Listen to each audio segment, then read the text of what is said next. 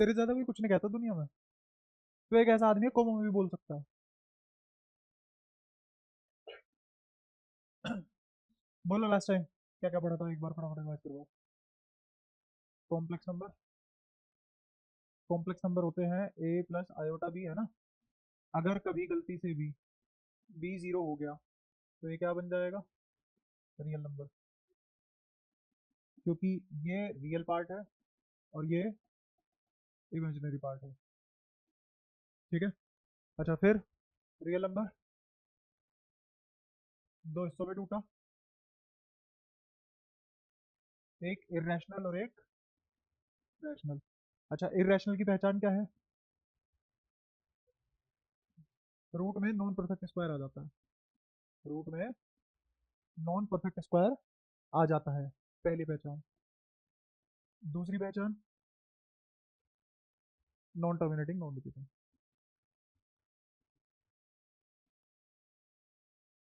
And non repeating. क्या हर non terminating non repeating non perfect square होता है? जैसे मैंने कहा कि रूट में मुझे मुझे क्या लिखना है, नॉन परफेक्ट स्क्वायर नंबर लिखना है। रूट में क्या लिखना है, नॉन परफेक्ट स्क्वायर नंबर लिखना है।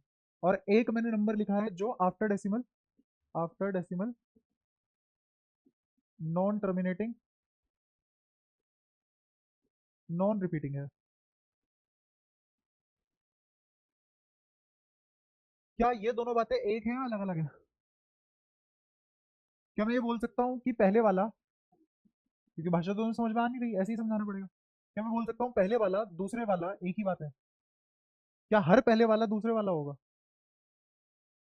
क्या हर आफ्टर डेसिमल हर नंबर जो नॉन टर्मिनेटिंग नॉन रिपीटिंग है वो रूट के अंदर नॉन परफेक्ट स्क्वायर होगा? जरूरी नहीं है भाई। अब फर्क है इन दोनों में, इसीलिए दो अलग पॉइंट बना के लिखे हैं और नहीं लिखा मैंने। क्या हर non perfect square after decimal non terminating non repeating होगा? हाँ। बट क्या हर वो नंबर जो after decimal non terminating non repeating है क्या अंडर रूट में नॉन परफेक्ट स्क्वायर होगा? जरूरी नहीं है। अब आया समझ क्या बोल रहा हूँ? तो नंबर सिस्टम भी लेयर बाय लेयर पढ़ रहे हो, तुम देख रहे हो। तो ये दोनों बातें एक नहीं है, अलग अलग बातें हैं। तो एवरी रूट में non perfect square is non terminating and non repeating after decimal, but converse is not true.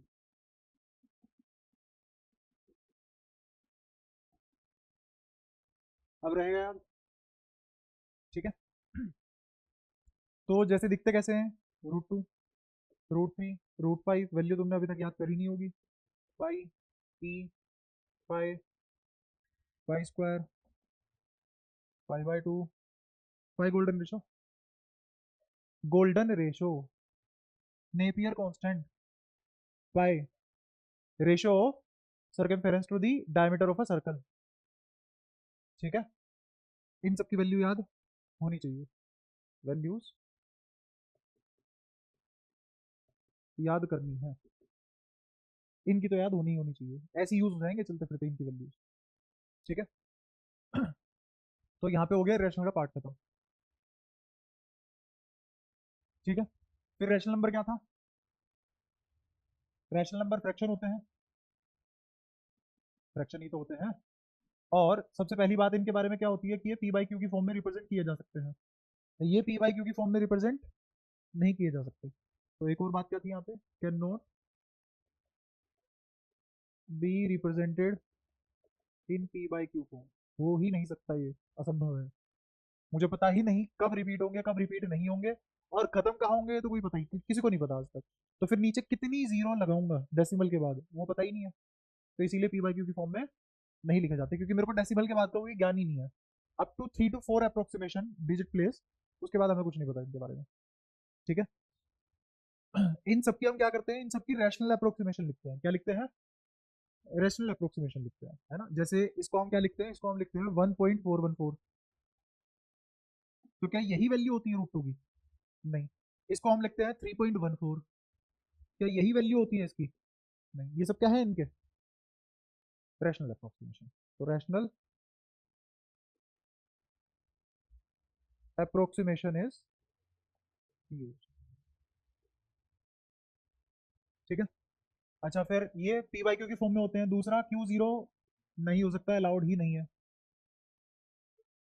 ठीक है। और अगर मुझे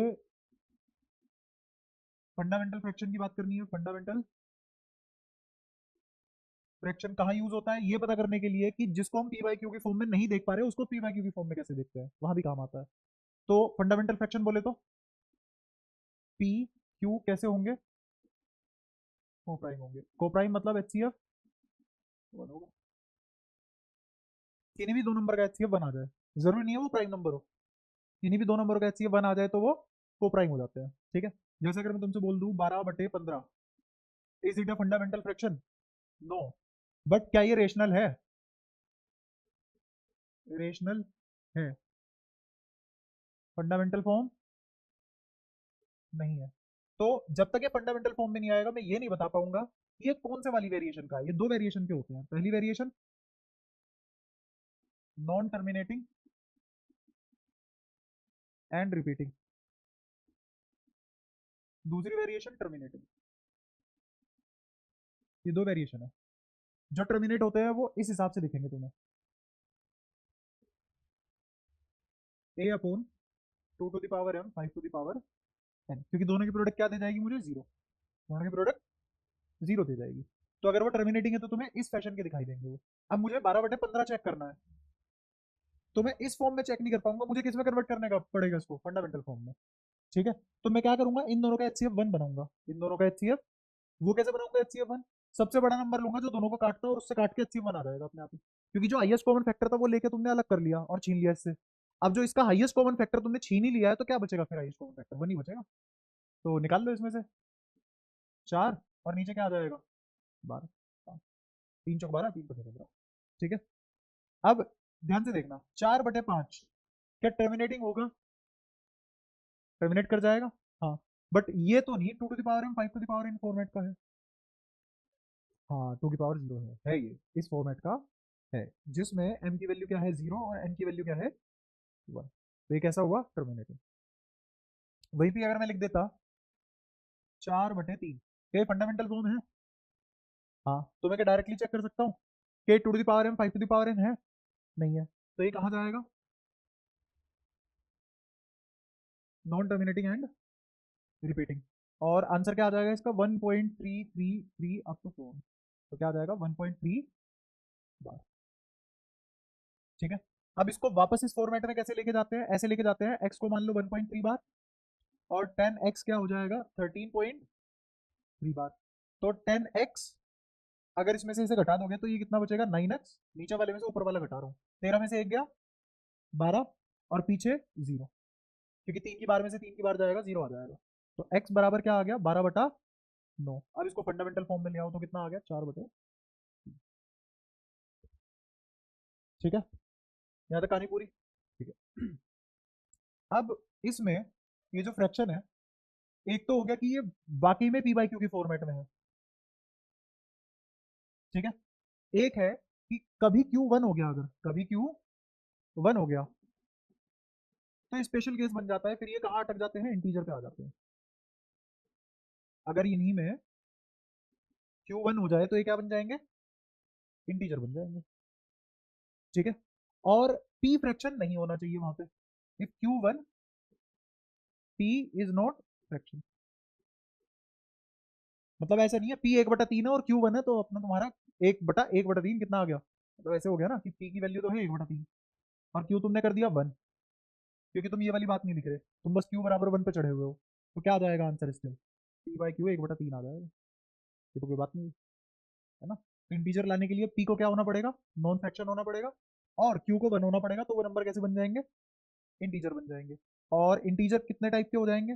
एक पॉजिटिव, एक खुद जीरो, और एक नेगेटिव। ये ना तो पॉजिटिव होता ना नेगेटिव होता, नॉर पॉजिटिव नॉर नेगेटिव, है ना। अब देख लो एक बार, तुम्हारे सही से नोट्स बन जाएंगे, और भी चीजें बताऊंगा इसमें। कल तो ओवरव्यू था बस। अच्छा अगर मैं इन दोनों को मिला दूं तो, और इन दोनों को मिला दूं तो,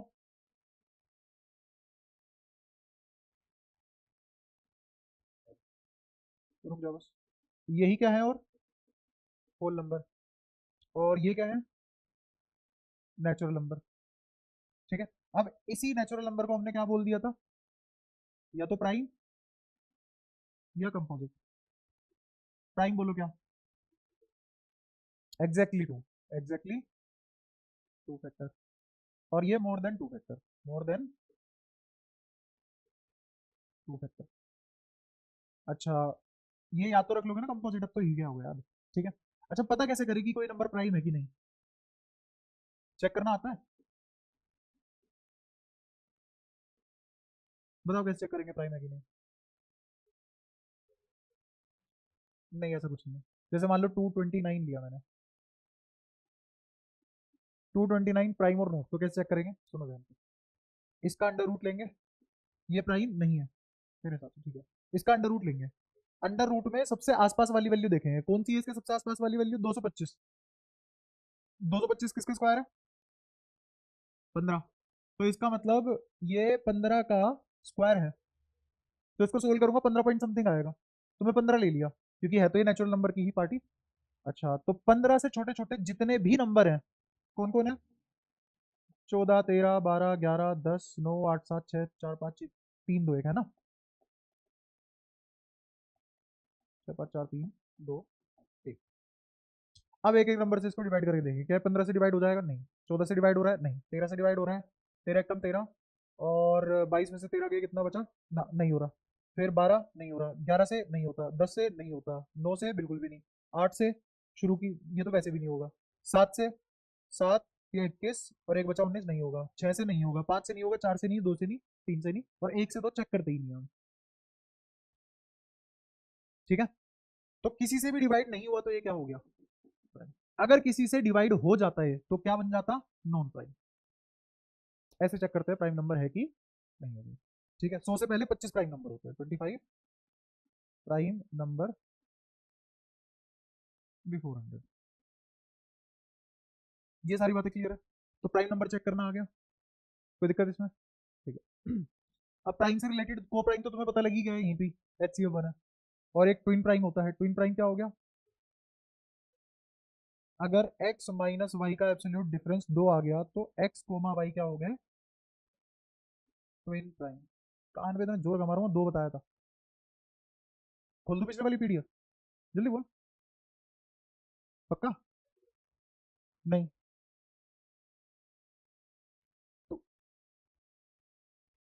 तू अपनी सहूलियत के अलावा दुनिया में कुछ देखता भी है, वो गेट बंद हो गया, चुपका रह जाएगा। तो मैं जब नहीं बोल रहा हूँ, मेरी तेरे से दुश्मनी है कोई पर्सनल, कोई रीजन होगा ना उसका।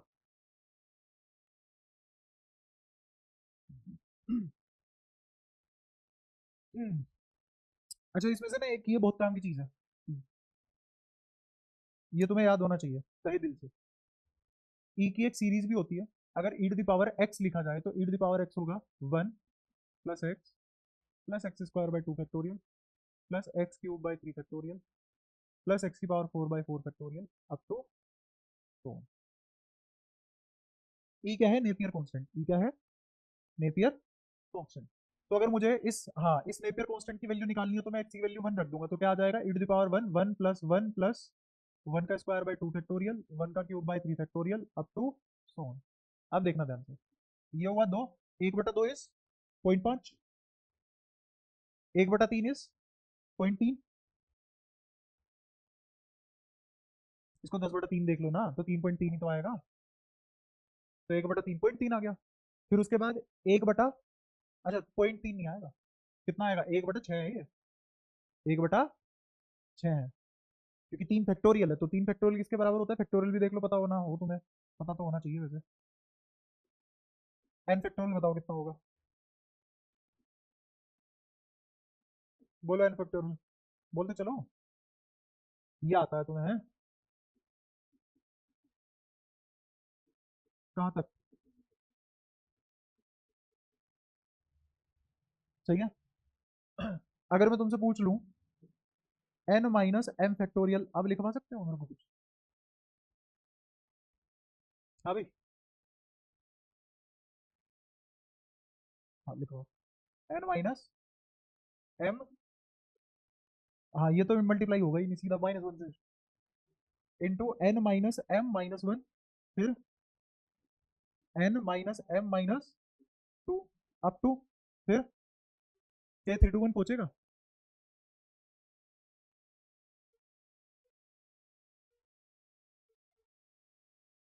अगर m n से छोटा है पर जो पीछे तुम घटाते जा रहे हो, तो ये m और n में जुड़ भी तो रहा है ना। जैसे मान लो n की वैल्यू 5 है, m की वैल्यू 2 है। हाँ नहीं, तब भी नहीं, n और m तो यही अगर बराबर हो गए तो ये फैक्टोरियल 0 बन नहीं आ जाएगा। हाँ जोड़ गया, अब तुझे क्या पता क्या जोड़ रहा है उधर।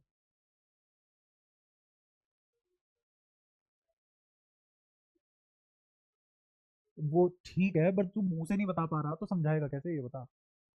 अब मुझे क्या पता है -1 -2 कहाँ चल रहा होगा, मैं तो बीच में से कुछ भी रैंडम उठा लूंगा तो एक्स आएगी ना उसकी वैल्यू। तो इसको लिखेंगे कैसे, अब मैं लास्ट टर्म कैसे लिखूँ इसकी? इसका भी लिखने का तरीका है एक, लास्ट टर्म जनरलाइज करके कैसे लिखा जाता है, वो भी सीखोगे तो। किसी भी फैक्टोरियल की तो तुम्हें आती है। घेंट वैसे निकली कहाँ थी तुम्हारे आवाज यहाँ, पत्थर बन के बैठे हुए थे।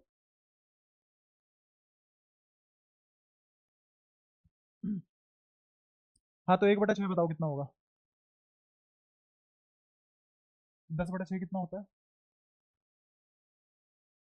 1, फिर 8 8 8 8 8, या 0.181818? बहुत मुश्किल सवाल पूछ लिया, ज़्यादा मुश्किल है। तो कितना होगा? 6 होगा। 10 को 6 से डिवाइड कर रहे हैं। आओ मनी मन में मेरे साथ कर रहा है ना, लिखवाऊंगा तो मैं इतनी बदतमीजी नहीं कर सकता मैं कि ये भी लिखवा दूँ, है ना, क्योंकि छठी क्लास तो नहीं पढ़ेंगे हम एडवांस के नाम पे। तो ऐसे इमेजिन करो कि 10/6 है, तो 10/6 को क्या लिखा जाएगा? 5/3। ठीक है। अब तुम डेसिमल लगाओगे 50 आएगा, तो 3 से डिवाइड करना मुश्किल पड़ेगा, तो ये खराब बात, तो 5/3 ज़्यादा मुश्किल पड़ेगा निकालना 10/6 से, तो सोचना सिखा ही रहा हूँ हर चीज़ सोचो, है ना। फिर लिखा जाएगा 10/3 दोबारा से। अब 3 से कितनी बार जाएगा 10? 3 कह रहा हूँ सॉरी, 6। 6 से कितनी बार जाएगा 10? एक बार। फिर डेसिमल लगेगा, और एलसीएम कितना बच गया? 4, 40 आ गया। आ गया। अब 6 छंग 36 होता है, 6 आ गया। ठीक है। फिर बचा 4, फिर 6, फिर बचा 4, फिर 6, तो कितना आ गया? 1.6 की बार, 1.6 की बार। तो क्या इसको ऐसे लिखा जा सकता है 0.16? क्या अगला नंबर इससे भी छोटा नहीं आएगा? क्योंकि अगली बार क्या लिखा जाएगा? 1/4 फैक्टोरियल, 4 फैक्टोरियल 24, 1/24, 1 बटा, तो अगली बारी आएगा 0.0, क्योंकि एक डेसिमल लगाओगे 10 बन जाएगा, स्टिल 24 से छोटा है। फिर एक जीरो लगाओगे और एक जीरो वहां लगाओगे डेसिमल के बाद, तो 0.0 समथिंग कुछ आएगा, 0.0 समथिंग। और उससे अगले उससे भी छोटे आएंगे, क्योंकि 5 फैक्टोरियल 120 हो जाएगा। ठीक है, यहाँ तो कोई दिक्कत, सारी बातें क्लियर है। तो अगर मैं ये सारी की सारी टर्म नेग्लेक्ट कर दूं, तो क्या मैं अप्रोक्सीमेशन पे पहुंच जाऊंगा? तो अप्रोक्सीमेटेड वैल्यू कितनी आ जाएगी लगभग? देखो, 2.66, और ज्यादा अप्रोक्सीमेटेड वैल्यू क्या आ जाएगी इसकी? 2.7। वैसे तो वैल्यू 2.718 होती है इसकी एग्जैक्ट अगर निकालोगे, मतलब एग्जैक्ट भी नहीं है, वो भी अप्रोक्सीमेशन ही है, बट 3 डेसिमल प्लेसेस तक एक्यूरेट कितनी हो जाएगी? ठीक है, ये है नेपियर कांस्टेंट। नेपियर ऐसे निकलती है इसकी वैल्यू।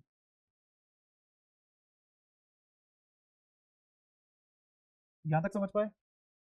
ऐसे ही पाई की भी एक सीरीज होती है, पाई की भी एक सीरीज होती है, √2 की भी एक सीरीज होती है, √3, हर नंबर की एक सीरीज होती है, हर नंबर को तुम एक सीरीज में रिप्रेजेंट कर सकते हो, हर फंक्शन को भी एक सीरीज में रिप्रेजेंट कर सकते हो। जैसे साइन थीटा की भी एक सीरीज होती है, कोस थीटा की भी सीरीज होती है, टेन थीटा की भी सीरीज होती है। ठीक है, तो इस तरीके से काम चलता है। अच्छा, और फिर इसकी एक और क्लासिफिकेशन क्या बन जाती है? इसकी एक और क्लासिफिकेशन ये बन जाती है इंटीजर की, ये इंटीजर की होगी इवन और ओड, इवन और ओड। कल हमने बात करी थी या पिछली क्लास में जो भी था उसमें हमने बात करी थी कि इसकी नॉर्मल रिप्रेजेंटेशन क्या होती है, बोलना जरा। 2 से डिवाइड होगा तो इसका मतलब 2 का मल्टीपल भी होगा तो 2n। अच्छा इसकी क्या होगी, इसकी 2 रिप्रेजेंटेशन होगी, 2n माइनस वन, 2n+1। ये कब होगा, जब n किसको बिलोंग करेगा, इंटीजर को। ये कब होगा, जब n किसको बिलोंग करेगा, नेचुरल नंबर को। अगर n नेचुरल नंबर है तो मुझे में इस्तेमाल करो, इंटीजर है तो माइनस भी आ सकते हैं, तो ये वाला इस्तेमाल करो। कोई दिक्कत, पक्का। अच्छा अब ये जो 2n-1 दिख रहा है तुम्हें, n बिलोंग्स टू इंटीजर है और ये 2n-1 लिखा हुआ है, तो ये 2n-1 दो हिस्सों में टूट जाएगा फिर से।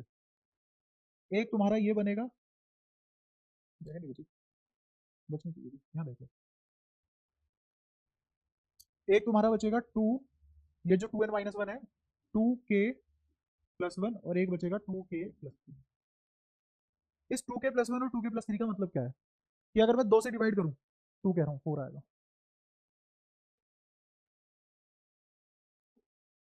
4k+1, 4k+3। अगर मैं किसी भी नंबर को 4 से डिवाइड करूं तो रिमाइंडर कितना बचेगा, 1। अगर उस नंबर को 4 से डिवाइड करूं तो रिमाइंडर कितना बचेगा, 3। ये दोनों ही किसके पार्ट है, ओड के। आएगा ये भी ओड, ये भी ओड। अब ओड नंबर दो तरीके के होते हैं, ओड नंबर दो तरीके के होते हैं, एक जो 4 से डिवाइड होने पे, और एक जो 4 से डिवाइड होने पे रिमाइंडर 3 दे। समझ भी पाए हो इस बात को, बताओ एक्सप्लेन करो। जैसे जैसे एक सीरीज लिखवा ना, हाँ बोलो एक के बाद क्या लिखूं। अच्छा एक किस में आएगा, 4k+1 या 4k+3, 4k+1। अरे के की वैल्यू 0, के की वैल्यू इंटीजर है ना, तो के की वैल्यू 0 रखी जाएगी, तो के की वैल्यू 0 रखेंगे तो 1 आ गया। फिर के की वैल्यू क्या रखेंगे, 1, तो कितना आया, 5। के की वैल्यू फिर क्या रखेंगे, 2, कितना आया, 9। अब सीरीज समझ में आ चुकी है, आगे बोलो क्या आएगा। क्योंकि ये वाली बात ना मैं दोबारा नहीं गाऊंगा, फिर जब क्वेश्चन करा रहा हूँ एडवांस वगैरह में यूज करूंगा और हवा भी नहीं आएगी और तुरंत आगे बढ़ जाऊंगा, पूछे तो चाटा मारूंगा। इसलिए अभी अटेंटिव होकर पढ़ लो, ये छोटी छोटी बातें अभी बता रहा हूँ तुम्हें, बारीक बातें हैं फिर छूट जाती है बाद में, फिर ये सवालों के बीच में 10 बार क्लियर करा रहा होता है मास्टर, है ना, वो नहीं करेंगे आप, जल्दी करना है सिलेबस। फिर उसके बाद 13, फिर उसके बाद अब जो बाकी बचे हुए और नंबर है वो कहाँ जाएंगे, जैसे 3 हो गया, फिर इन दोनों के बीच का 7 हो गया, इन दोनों के बीच का 11 हो गया, ये कहाँ जाएंगे। एक बार 4 से डिवाइड करो इसको, रिमाइंडर कितना, 3, 4 जीरो से 0, रिमाइंडर 3, क्योंकि 4 में से 0 गया 3 बचेगा।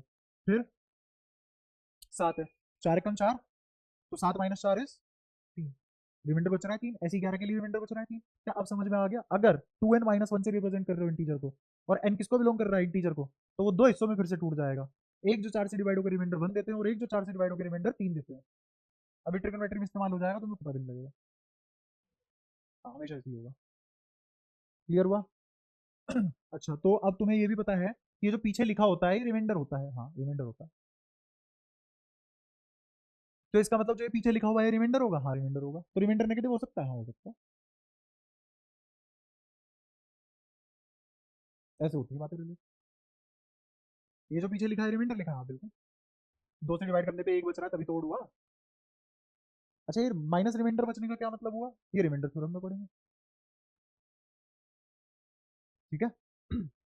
तो ये कौन से नंबर हुए, लास्ट में क्या आएगा यहाँ पे, जनरल टर्म 4k+1, और यहाँ पे लास्ट में जनरल टर्म क्या लिखी जाएगी, 4k+3। 3 से डिवाइड होने पर रिमाइंडर, सॉरी 4 से डिवाइड होने पर रिमाइंडर 3 और 4 से डिवाइड होने पर रिमाइंडर 3। ओड की क्लासिफिकेशन पता लग गई। अच्छा अगर मैं यहाँ पे 2n की बजाय 4n लिखूँ, 8n लिखूँ, 16n लिखूँ, क्या एक ही बात रहेगी, कोई फर्क पड़ेगा, क्या 8n को भी मैं 2n लिख सकता हूँ, हाँ, क्या 16n को भी 2n लिख सकते हैं, हाँ, तो इसलिए बेसिक फंडामेंटल फॉर्मेट क्या हुआ इवन का, 2n, इसमें कोई दिक्कत ही नहीं। अच्छा अगर मैं किसी भी नंबर को 2 से डिवाइड कर रहा हूँ तो कितने रिमाइंडर आ सकते हैं, 2, 0 और 1, 0 और, किसी नंबर को 3 से डिवाइड कर रहा हूँ तो रिमाइंडर कितने आ सकते हैं, हाँ, एक एक और एक 2, कोई दिक्कत, 4 से डिवाइड करो तो मेरा कहने का मतलब बस ये है कि अगर मैं तुम्हारे सामने कोई नंबर लिखूं 5k+7, क्या इसमें 7 रिमाइंडर है क्या, नहीं, इसमें 7 रिमाइंडर नहीं है। अभी अभी तुमने सीखा है कि अगर 5 से कोई नंबर डिवाइड हो रहा है रिमाइंडर 7 आ जाएगा। कहाँ तक जा सकता है रिमाइंडर? 0 1 2 3 4, बस। इसका मतलब यहाँ ये आज के दिन रिमाइंडर नहीं है, तो चोरी बोला है। थोड़ा थोड़ा घुस रहा है दिमाग में। ऐसे नहीं समझ में आ रहा है तो 5 से डिवाइड करके दिखाऊं चीज़ों को। पक्की बात है। अच्छा, अगर मैं किसी नंबर को n से डिवाइड करूं तो कितने रिमाइंडर पॉसिबल है? 0 1 2 3 अप टू n माइनस 1। ये तो वैसी वाली बात होगी कि ये जो रिमाइंडर आते हैं फैक्टोरियल सीरीज फॉलो करते हैं। फैक्टोरियल फैक्टर, फैक्टर रिमाइंडर, कुछ तो तिकड़ा है ना? तो इसका मतलब ये अब आज के दिन रिमाइंडर नहीं है, नॉट रिमाइंडर। लेकिन अगर ये लिखा होता 5k+5, तो क्या ये 5 रिमाइंडर होता? नहीं। अच्छा, तो मैं ये कर सकता था क्या? हाँ। क्या 1 रिमाइंडर है अब? हाँ, 1 रिमाइंडर है। किसी नंबर को कैसे डिवाइड करने पे रिमाइंडर 1 बन जाता है? 1 तो रिमाइंडर बच ही सकता है ना। 1 से तो डिवाइड करोगे नहीं किसी नंबर को, 0 से भी डिवाइड नहीं करोगे। जैसे ही तुम 2 से डिवाइड मारना शुरू करो रिमाइंडर 1 पॉसिबल है। कहानी कहीं से भी घूम सकती है। ऐसे ही अगर लिखा आ जाए 5k+4, क्या अब 4 रिमाइंडर है? हाँ, 4 रिमाइंडर है। अगर मैं रिमाइंडर के फॉर्मेट में आंसर लिख रहा हूँ तो क्या 3k+3 लिखना पॉसिबल है? नहीं। तो वो लेकिन 3 से डिवाइड करने पे रिमाइंडर 3 नहीं दे सकता ना। और अगर मैंने 3 कॉमन ले लिया तो मुझे पता ही नहीं अब मैं किससे डिवाइड कर रहा हूँ। तो रिमाइंडर फॉर्मेट में ये टर्म पॉसिबल नहीं है। क्लियर है? लेकिन अगर मैं 3k+2 लिखूं, क्या ये रिमाइंडर फॉर्मेट पॉसिबल है? हाँ। रिमाइंडर कितना बच रहा है अब? 2। ये मतलब होता है इन चीजों का। क्लियर हुई ये सारी बातें? पक्का? ठीक है। अब प्राइम नंबर के चलते हैं। हमारे पास perfect square, non perfect square, ये दो चीजें भी आई थी। परफेक्ट स्क्वायर और नॉन परफेक्ट स्क्वायर। तो नॉन परफेक्ट स्क्वायर तो तुम्हें पता ही है, नॉन परफेक्ट स्क्वायर पता ही है हमें। परफेक्ट स्क्वायर के बारे में क्या कह सकते हैं? परफेक्ट स्क्वायर, अच्छा, जो परफेक्ट स्क्वायर नहीं है वो क्या होंगे? Non perfect square. तो अगर मैंने परफेक्ट स्क्वायर पढ़ लिया तो इसका मतलब नॉन परफेक्ट स्क्वायर भी पढ़ लिया। क्लियर है वाली बात? तो परफेक्ट स्क्वायर क्या होता है? अगर वो 4K फॉर्मेट का है, अगर वो 4K फॉर्मेट का है तो परफेक्ट स्क्वायर हमेशा तुम्हें 4K और 4K+1 के फॉर्मेट में मिलेंगे। अभी नहीं आ रहा होगा समझ में, आएगा अभी समझ में। अगर वो 3K फॉर्मेट का है तो मुझे परफेक्ट स्क्वायर 3K और 3K+1 मिलेंगे, और इसके अलावा कोई और परफेक्ट स्क्वायर पॉसिबल नहीं है। जैसे क्या एक परफेक्ट स्क्वायर है? दो परफेक्ट स्क्वायर है? नहीं। तीन? नहीं। पांच? नहीं। सबसे छोटा परफेक्ट स्क्वायर कौन बना? 9 या 8 या 4? 4, शाबाश। तो सबसे पहला परफेक्ट स्क्वायर कौन है? 4। दूसरा? दूसरा? 2। फिर ऐसे करते रहो ना यार, एक का स्क्वायर, दो का स्क्वायर, तीन का स्क्वायर। इतना सोच रहे हो, ढूंढ रहे हो आगे, अरे उसका रूट ले रहे हो। फिर 16। फिर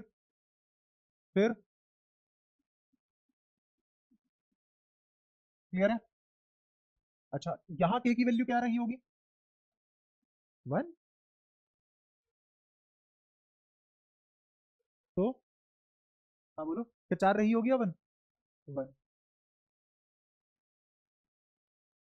यहाँ के की वैल्यू क्या रही होगी? 2, 3, 3। अगर के की वैल्यू यहाँ 3 है तो इस फॉर्मेट का है, देखो। यहाँ के की वैल्यू 4, यहाँ के की वैल्यू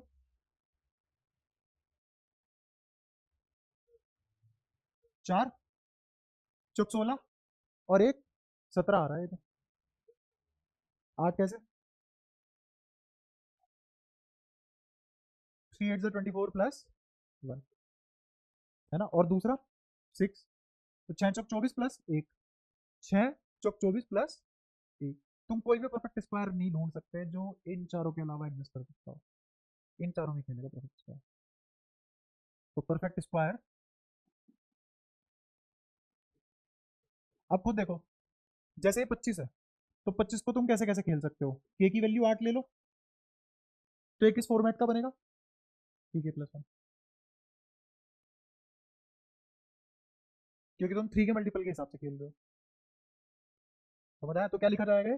8 या 24 प्लस 1, या फिर ऐसे 3 8 24 प्लस 1। दिख गया 3 के +1। लेकिन अगर तुम इसको 6 लेना चाहते हो तो क्या लिखना पड़ेगा तुम्हें?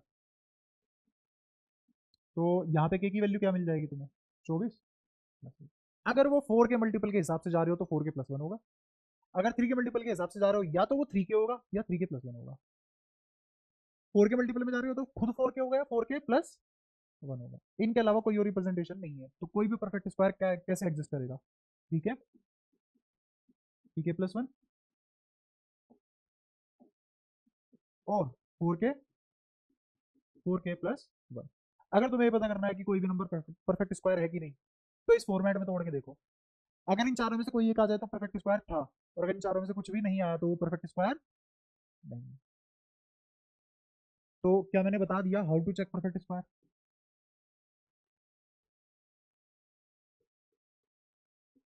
किसी भी परफेक्ट स्क्वायर को ऐसे चेक करते हैं।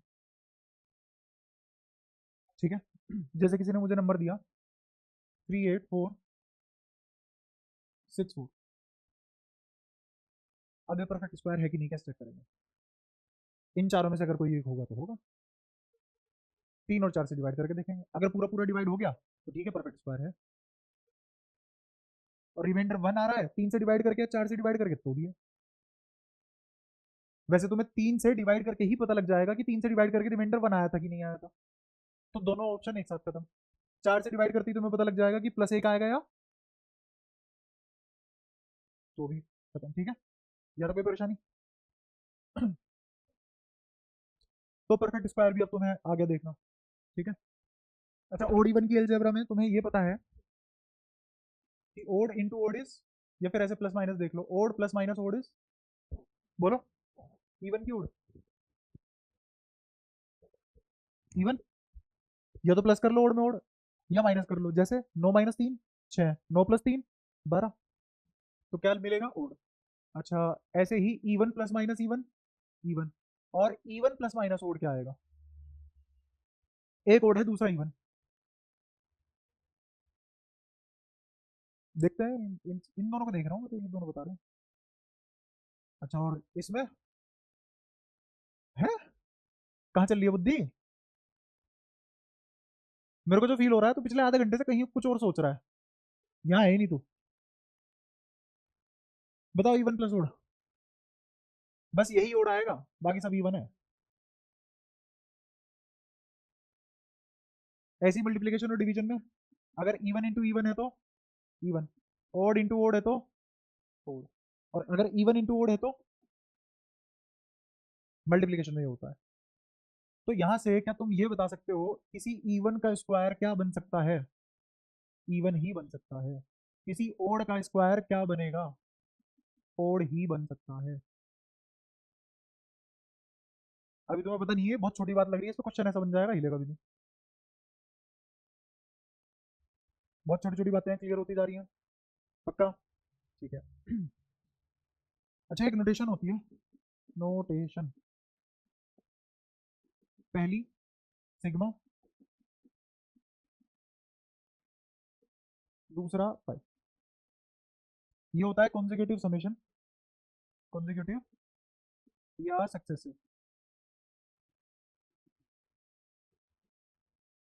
समेशन। और ये क्या होता है? कॉन्जिक्यूटिव या सक्सेसिव प्रोडक्ट। इसको किसके लिए यूज करते हैं? समेशन, इसको प्रोडक्ट कॉन्जिक्यूटिव कैसे? जैसे मान लो मैंने लिखा ए आई, आई 1 से लेके 3, तो ये क्या लिखा जाएगा? A1 + A2 + A3। जैसे मैंने तुमसे बोल दिया कि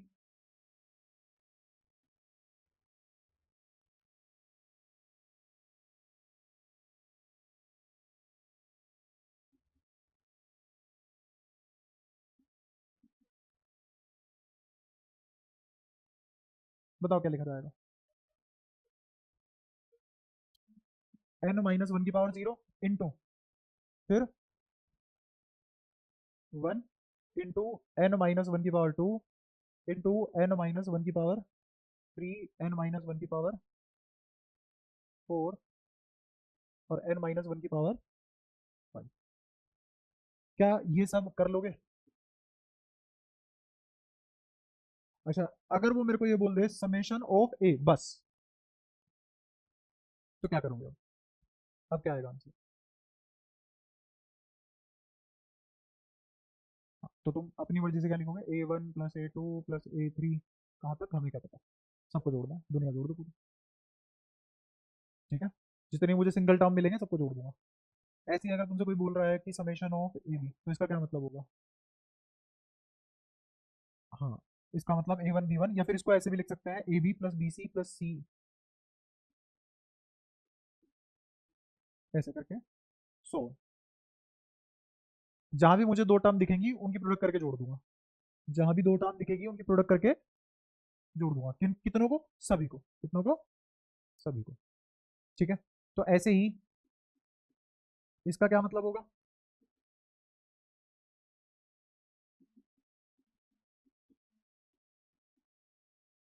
मुझे क्या करना है? जहां भी दो टर्म दिखेगी उनको जोड़ के मल्टीप्लाई कर दूंगा, कितनों को? सभी को। तो ये नोटेशन पता लगी तुम्हें? एक है कॉन्जिक्यूटिव प्रोडक्ट और एक है कॉन्जिक्यूटिव समेशन। कोई परेशानी यहाँ तक? पक्की बात, क्लियर है सारी चीजें? ठीक है। और क्या छोटी बातें हो सकती है यहाँ पे? हाँ,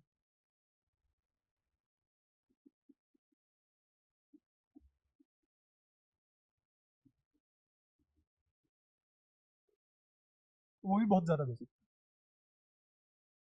अच्छा, ये पता है तुम्हें 1 2 1 1 3 3 1 1 4 6 4 1 1 5 10 10 5 1, ऐसे कुछ कुछ पता है क्या चल रहा है? क्या है ये सब? हाँ, पहला ए प्लस बी का होल स्क्वायर का कोफिशिएंट है, फिर दूसरा ए प्लस बी का होल क्यूब का कोफिशिएंट है। अच्छा, सिर्फ ए प्लस बी या ए माइनस बी? दोनों, ए प्लस माइनस बी। तीसरा पावर 4, ये क्या है? पावर 2, फिर पावर 3, पावर 4, पावर 5। कोई दिक्कत? अच्छा, जब मैं ये लिखता हूँ तो मैं आंसर लिखता हूँ A plus 2AB plus B square. इस टर्म की पावर कितनी है? इस टर्म की पावर कितनी है? 2। तुम अलजेब्रा अप्लाई करोगे कैसे जब तुम्हें सेम टर्म नहीं मिलेगी? अलजेब्रा तो सिमिलर टर्म में अप्लाई होती है ना, सेम में आम जोड़ दोगे क्या फिर? तो 2AB का मतलब क्या है? ए की पावर कितनी? 1, बी की पावर कितनी? 1। तो ओवरऑल मेरे वेरिएबल की कितनी पावर है? ये टर्म कितनी पावर होल्ड कर रही है ओवरऑल? ये पूरी की पूरी टर्म 2 पावर होल्ड कर रही है। ये टर्म भी कितनी पावर होल्ड कर रही है? बताया था ना लास्ट क्लास में, डायमेंशन से खेल है इनका। पावर मतलब डायमेंशन, किसी भी चीज की पावर मतलब डायमेंशन। और डायमेंशन बोले तो क्लासिफिकेशन ऑफ स्पेस या वॉल्यूम। वॉल्यूम लिखना तो इसलिए गलत है क्योंकि वॉल्यूम को तुम कुछ और समझते हो, अभी वो नहीं समझते जो होता है, इसलिए तुम वॉल्यूम। वॉल्यूम क्या समझते हो? वॉल्यूम मतलब 3D। वॉल्यूम हमारे लिए क्या होता है? 3D। बट हर स्पेस का कोई ना कोई तो वॉल्यूम होता होगा ना। अरे कितनी अजीब बात लगी, कोई बोल रहा है 2D का वॉल्यूम निकाल दो, एक पेपर फाड़ा ले वॉल्यूम निकाल दो। हाँ, ठीक है। तो अभी तो हमें खैर उतना, थोड़ा थोड़ा मैंने तुम्हें फील भी दिलाई थी कि ये सब तो हम पढ़ ही नहीं सकते अभी, है ना, 4 डायमेंशन 5 डायमेंशन। तो ये जैसे 5th डायमेंशन का आदमी है तो हर टर्म 5th डायमेंशन भी तो बिलोंग करेगी। ऐसे थोड़ी ना ये अलग डायमेंशन है, ये अलग डायमेंशन और ऐड हो रहे हैं, अलजेब्रा एप्लीकेबल ही नहीं है वहाँ पे। ठीक है। ऐसे ही ये क्या लिखा जाएगा? अच्छा, यहाँ माइनस और माइनस, यहाँ cube 3A² 3AB² plus B cube. कहाँ? हाँ, बी स्क्वायर के पीछे माइनस नहीं है क्योंकि वो बहुत ज्यादा मिटा दिया।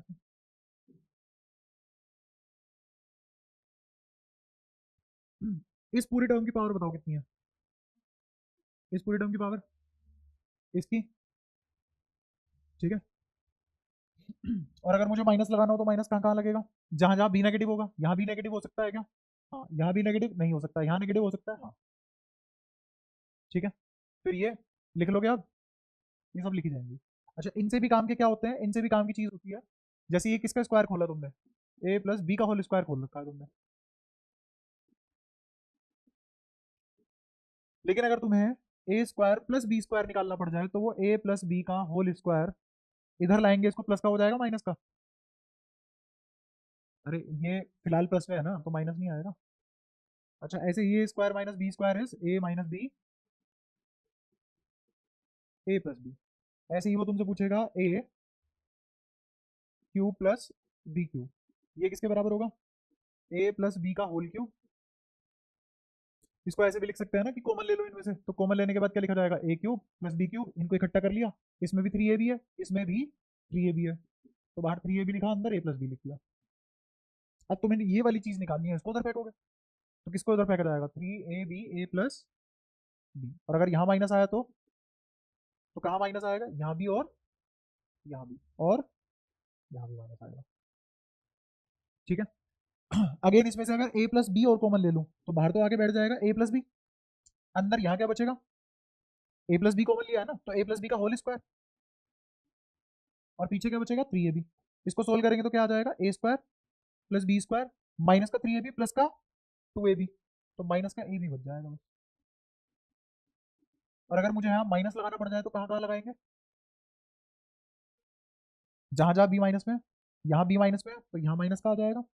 ठीक है, यहाँ ये माइनस का आ जाएगा, और यहाँ ये प्लस का आ जाएगा, यहाँ ये प्लस का आ जाएगा, ये बी स्क्वायर है माइनस का नहीं हो सकता, यहाँ माइनस आ जाएगा। ठीक है, ये दोनों बहुत काम की चीज़ है, ये दोनों। फिर इसके बाद हमने क्या किया था, आप बताना कितना याद है तुम्हें, X plus Y plus Z का होल स्क्वायर, बोलो किसके बराबर आएगा। अब आज मैं और भी बहुत सारी चीज़ें बढ़िया बढ़िया रिलेट करवाऊंगा, बोलो जल्दी क्या आएगा,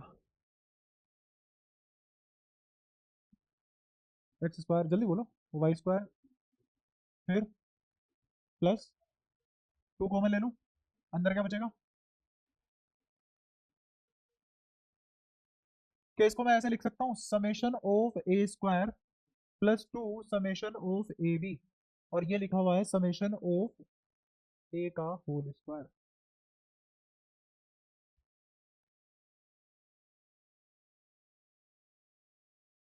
ना आया हो समझो, पूछो।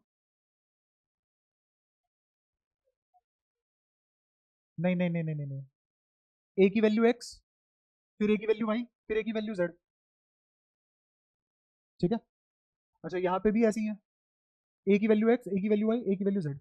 ए बी का क्या मतलब है, जहां भी मेरे को दो नंबर की मल्टीप्लाई दिखी उन सबको जोड़ दूंगा। अब ऐसे मान के देखो, मेरे पास कितनी टर्म है, तीन टर्म है, X Y Z, X Y Z. अब ये बाद में तीन टर्म लिखी हुई है, कितनी, तीन। अगर यहाँ क्यूब आ जाता तो यहाँ कितनी टर्म लिखी जाती, चार आ जाता, कितनी टर्म लिखी जाती, तो वो कैसे देखते हैं वो भी सुनना।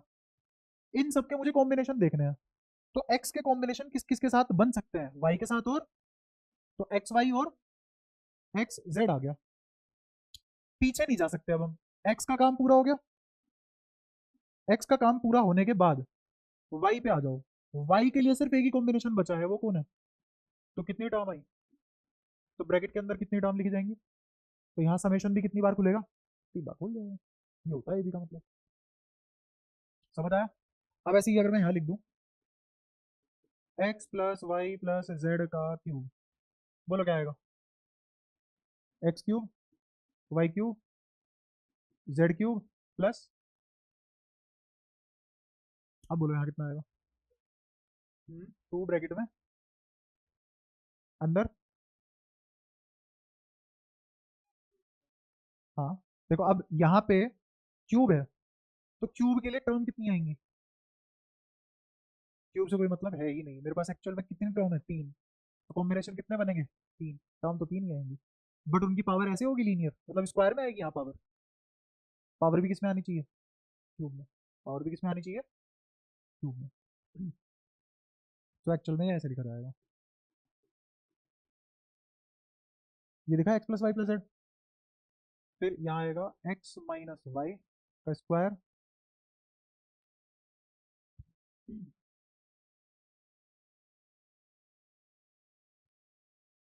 या फिर ऐसे भी नहीं, ऐसे लिखो इसको।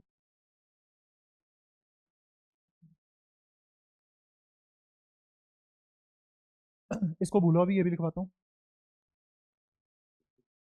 ये देखो, इस ब्रैकेट की इसके साथ मल्टीप्लाई करूंगा तो हर टर्म कितनी पावर में होगी? 2। तेरे को आ रहा है भाई समझ? फिर यहाँ इस ब्रैकेट को सोल्व करने के बाद कितनी टर्म लिखी जाएंगी? 4। कितनी टर्म लिखी जाएंगी?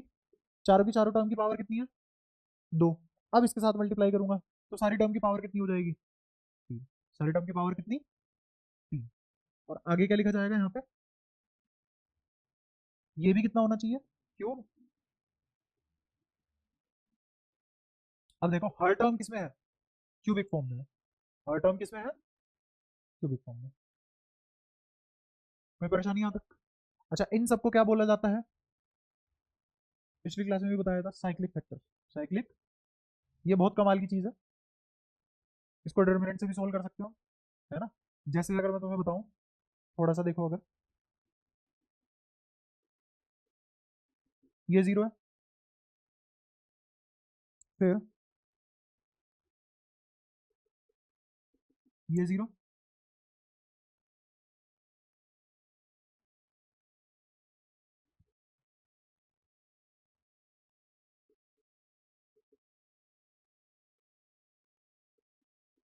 ये 0। 3 इक्वेशन है, 3 वेरिएबल है। वेरिएबल कौन है? X Y Z. वेरिएबल कौन है? X Y Z. तो एक्स वाई जेड की वैल्यू निकालनी है। निकाल पाओगे? बेसिक बेसिक ऐसा निकाल पाओ तो फटाफट निकालो, सोचो समझो।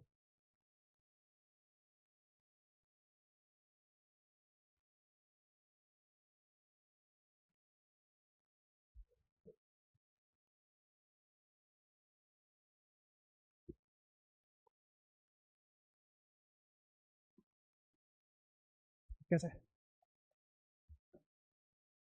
सबको ऐड कर दिया। तो 2x plus 2by plus 2bz।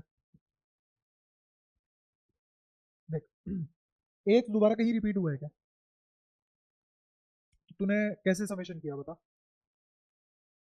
a into x plus Y plus z, शाबाश। फिर b into x plus Y plus Z, फिर c, और x plus Y plus z सब में कॉमन आ गया, अंदर क्या बचा? a plus B plus c. तो ये लिखा हुआ है एक्चुअल में a plus B plus c into x plus Y plus z बराबर है 0 के। तो या तो a प्लस बी प्लस सी 0 होगा, और या x plus Y plus z 0 होगा। दोनों में से कोई एक 0 होगा। तो कौन 0 हो सकता है? निकालने कौन है? वेरिएबल कौन है? तो वो 0 होगा। ए बी सी तो उसने दिया ही नहीं है। वो तो मतलब एक तरीके से कोफिशिएंट है और कांस्टेंट है। अगर वो सब कोफिशिएंट और ये सब 0 हो जाएंगे तो फिर बचा ही क्या? 0 बराबर 0। किनका? हाँ, x plus Y plus Z का समीशन 0 है। ठीक है। और दूसरा तरीका क्या है? क्या इसको ऐसे भी निकालते हैं हम? यहाँ से क्या लिखा गया? A plus B, A B C. नीचे क्या लिखा गया? क्योंकि अगर मैं ए के नीचे ए सॉरी एक्स के नीचे एक्स के कोफिशिएंट लिखूं तो एक्स यहाँ आ जाएगा, तो नीचे क्या लिखा जाएगा? सी। और फिर यहाँ क्या लिखा जाएगा? वाई कहाँ है? ये ए। और फिर जेड कहाँ है? ये। दिख रहा है कैसे लिख रहा हूँ? पहले ऊपर किसके कोफिशिएंट लिखे? एक्स वाई जेड के।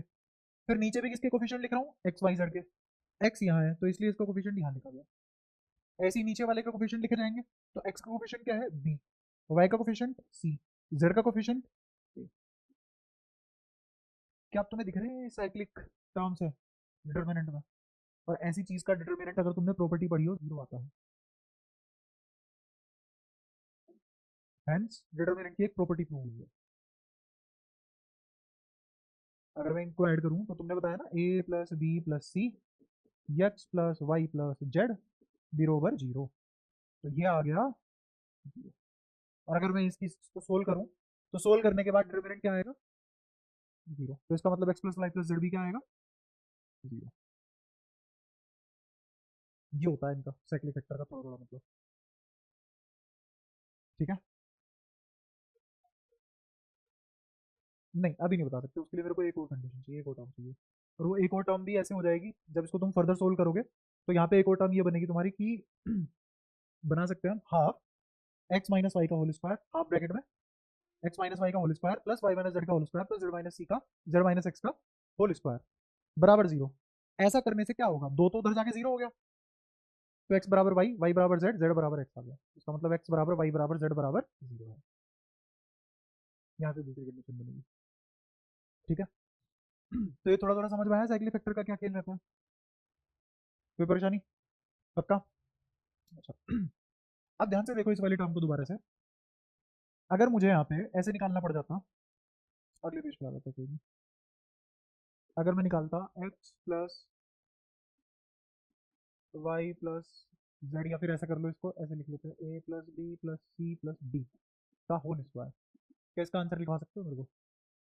क्या लिखा जाएगा? A square plus B square plus C square plus D square plus two, bracket के अंदर, बोलो क्या आएगा?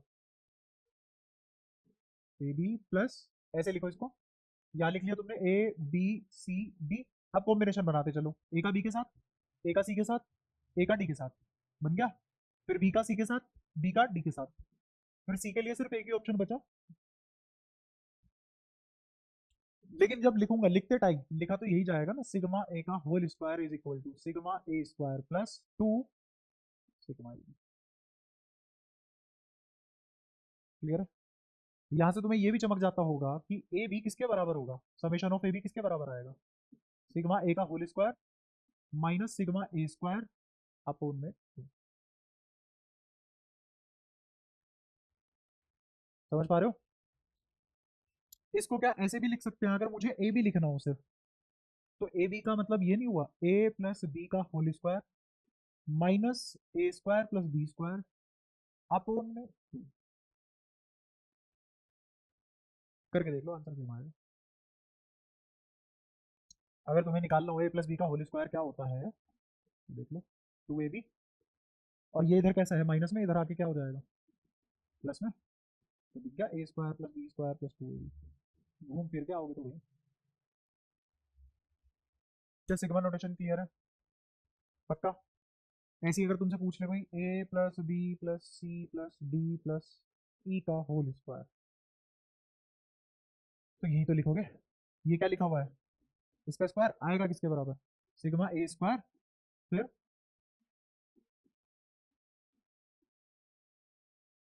लिख लेना।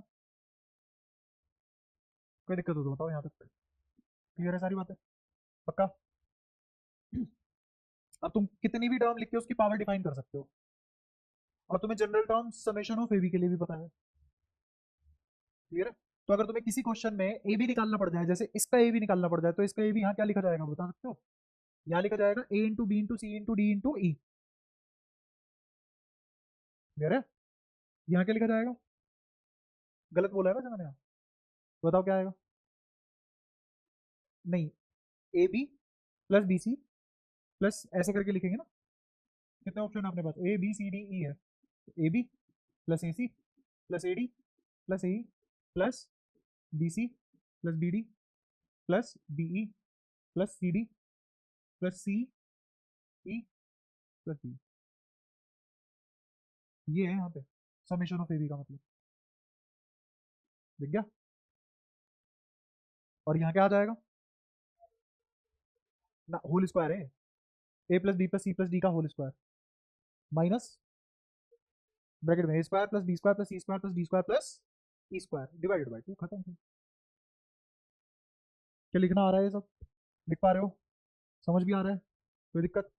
ठीक है। फिर एक जो मैंने आइडेंटिटी पढ़ाई थी बहुत ज़्यादा इंपॉर्टेंट, वो भी देख लो, ये बहुत ज़्यादा जरूरी चीज़ है, याद होनी होनी चाहिए। जैसे मैंने लिखा x cube plus y cube plus z cube minus 3xyz, formula क्या आता है इसका, बोलो? X square plus Y square plus Z square, ऐसा कुछ था क्या, बोलो? तो तो बताओ क्या लिखूं, जल्दी बोलो, 5 सेकंड दूंगा उसके बाद मैं लिख दूंगा।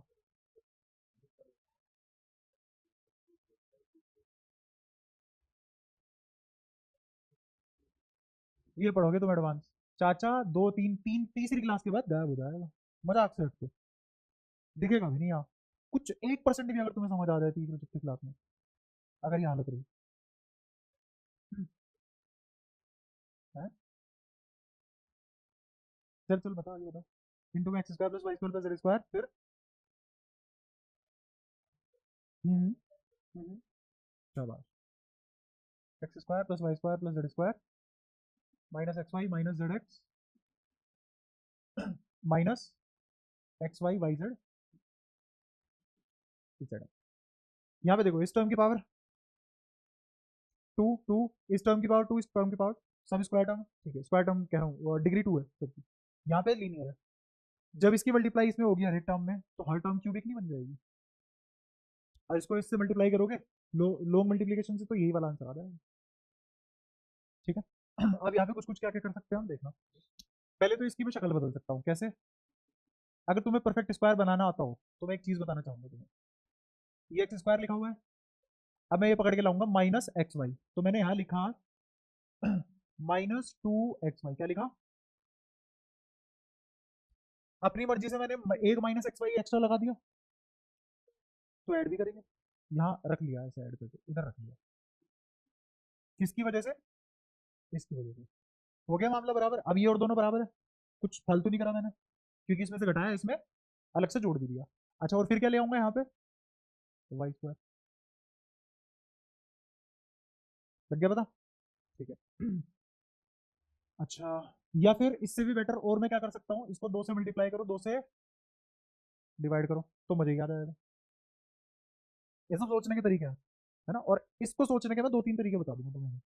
दो से मल्टीप्लाई, दो से डिवाइड, तो एक बटा दो को तो बाहर ही छोड़ दो, इसको अंदर ले आओ, तो हर टर्म दो बार रिपीटेड है, हर टर्म।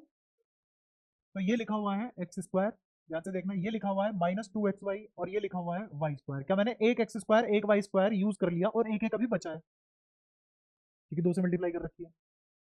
और ये जो माइनस टू एक्स वाई था यहाँ यूज कर लिया, तो ये क्या बचा? एक्स माइनस वाई का। समझ आया?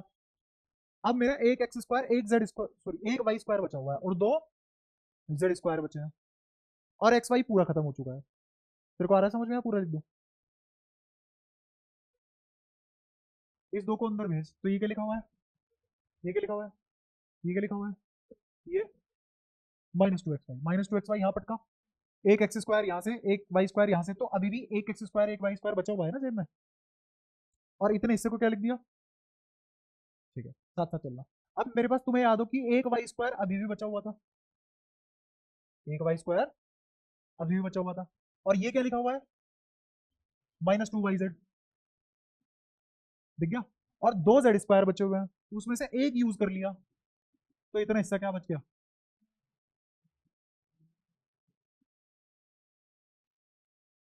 अब मेरे पास क्या बचा है? माइनस का दो जेड। क्या मेरे पास दोनों वाई खत्म हो चुके हैं? एक जेड खत्म हो चुका है, एक एक्स खत्म हो चुका है, जो बचे हुए हैं उनको लपेट लो। एक क्या बचा हुआ है मेरे पास? एक्स। और दो क्या बचे हुए हैं? और एक क्या बचा हुआ है? हो गए सारे पूरे। तो यहाँ क्या बचेगा? एक्स माइनस जेड का होल स्क्वायर, क्योंकि होल स्क्वायर लिख रहा हूँ तो जेड माइनस एक्स का होल स्क्वायर भी लिख सकते हैं। एक्स माइनस जेड लिखो या जेड माइनस एक्स लिखो, स्क्वायर ही होना है, तो आएगा तो पॉजिटिव ही। ठीक है, इनके बीच में क्या लगा हुआ था? प्लस, और बाहर क्या लगा हुआ है? हाँ, क्योंकि दो तो मैंने कंज्यूम करवा लिया। क्या इसकी शक्ल ऐसे बन गई? बताओ कोई दिक्कत? सारी बातें क्लियर है? पक्का? इसको समझने का दूसरा तरीका ये भी हो सकता है, जैसे मैंने तुमसे कहा कि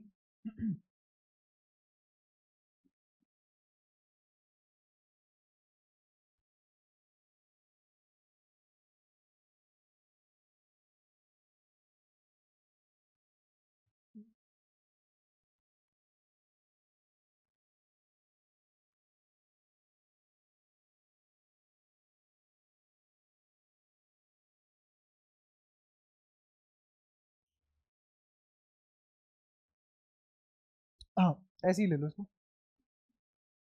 ये जीरो है, ये भी जीरो है, ये भी जीरो है, और वो पूछ रहा है फाइन एक्स वाई जेड। ठीक है, इसका होल स्क्वायर क्या लिखा जाएगा? X square plus Y square, और जो माइनस टू एक्स वाई है उसको उधर ले गया। ठीक है, ऐसे ही ये क्या लिखा जाएगा, तो मैं इसको रिफ्रेम कर रहा हूँ, ये हो जाएगा तुम्हारा X square plus Y square बराबर टू एक्स वाई, और ये क्या हो जाएगा?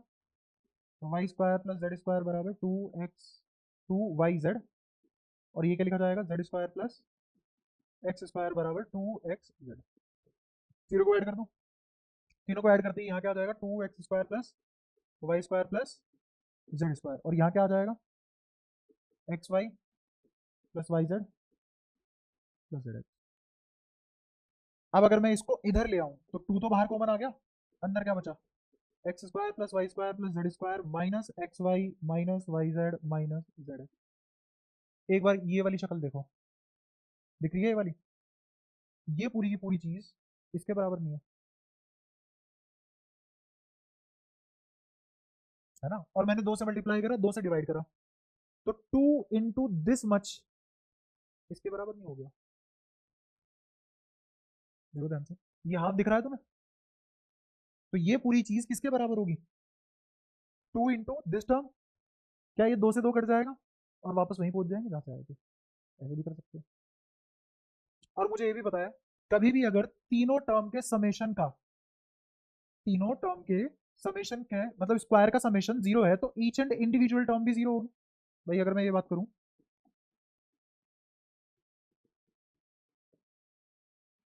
ये 0 है, तो क्या ये हमेशा पॉजिटिव होगा ऑलवेज, ये भी ऑलवेज पॉजिटिव होगा, ये भी ऑलवेज।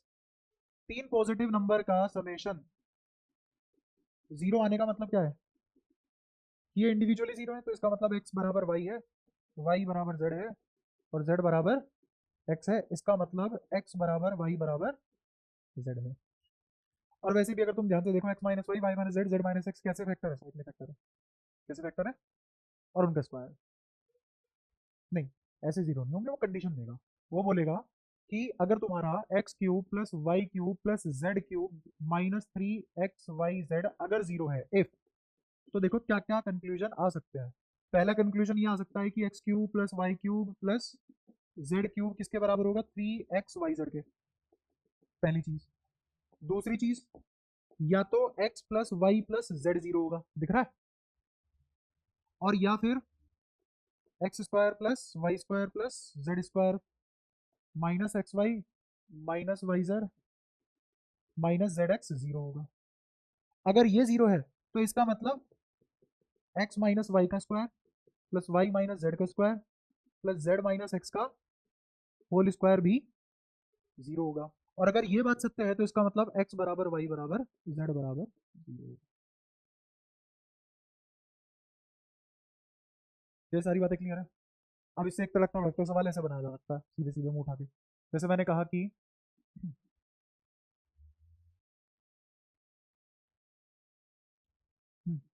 ए square plus B square plus C square बराबर 3abc है। ए की वैल्यू उसने दी है 3, तो वो तुमसे बी प्लस सी की वैल्यू पूछ रहा है, कितनी आई, अच्छा, क्या तुरंत निपट गया क्वेश्चन। वो इसको ऐसे भी बोल सकता है कि A plus B plus C, A square plus B square plus C square minus A B minus B C minus C है बराबर 0। ए की वैल्यू 3, बी प्लस सी की वैल्यू क्या स्टिल फिर से 6। अब कितनी फॉर्मेट हो सकते हैं सवाल देने के,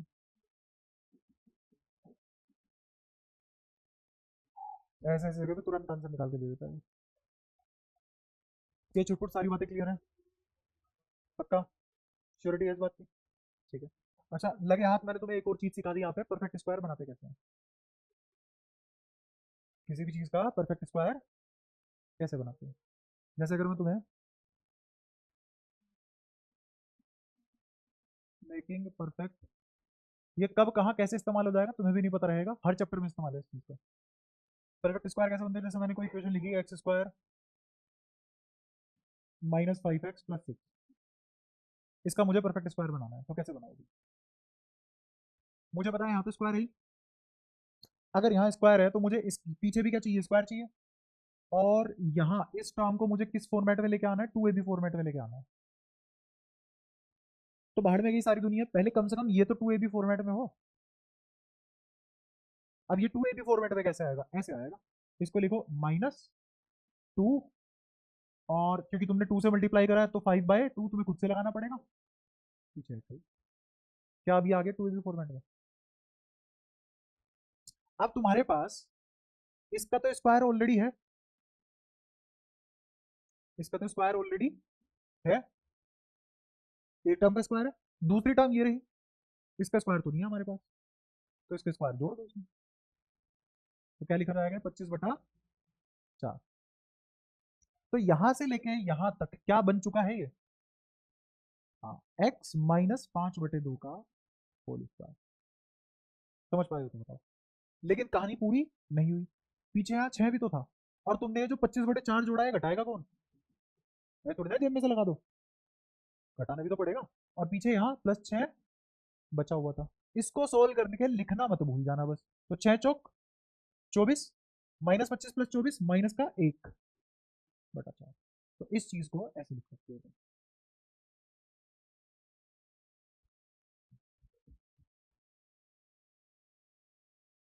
ठीक है, अभी कुछ टाइम रुको, जब इंटीग्रेशन चालू होगा पता लग जाएगा तुम्हें, अगर लाइन में लग के 15-20 सवालों में ऐसे इस्तेमाल ना हो गया। ठीक है जैसे एक और दे देता हूँ, बना दोगे इसका परफेक्ट स्क्वायर? बनाओ फटाफट। एक्स स्क्वायर तो एज इट इज है ही, मुझे पता है इसका तो स्क्वायर ऑलरेडी है, इसको लाना है 2ab में, तो 2 से मल्टीप्लाई खुद से करना पड़ेगा, तो डिवाइड भी तो करोगे। इंटू में एक्स, इसका स्क्वायर ऑलरेडी है, इसका लाना है, ले आए। अब अपनी मर्जी से तुम फाड़ के ऐड करेंगे नहीं, घटाएंगे भी। और -3 पीछे है, तो ये इस टर्म को सोल्व करने मत बैठना, ये सीधा सीधा क्या है? x प्लस 7/2 का होल स्क्वायर, और यहाँ क्या आ जाएगा? 49/4, और 3 दो नीचे है, 49 + 6 55, तो कितना बचा? 55/4। ये और ये एक ही बात है, नहीं आया समझ? कोई दिक्कत? सही करा हमने, कैलकुलेशन में देख लो, कोई दिक्कत ना हो।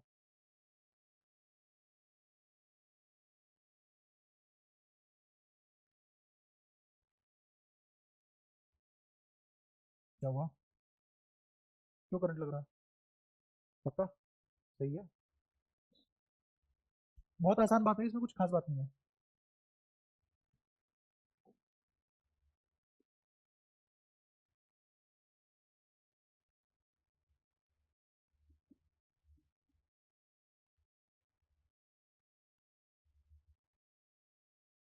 इसको करना है परफेक्ट स्क्वायर बनाना है, इसको बताओ कैसे बनाओगे?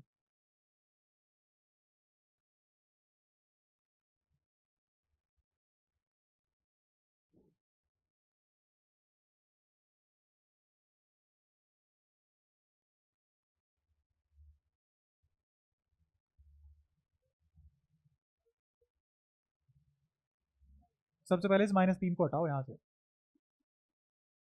वरना करोगे कैसे कुछ भी। और क्योंकि माइनस कॉमन लिया है, तो ये भी माइनस, वरना पगला जाओगे। यहाँ 3 दूनी 6, इसको तुम्हें फिर ऐसे लिखना पड़ेगा, √3x का होल स्क्वायर लिखोगे,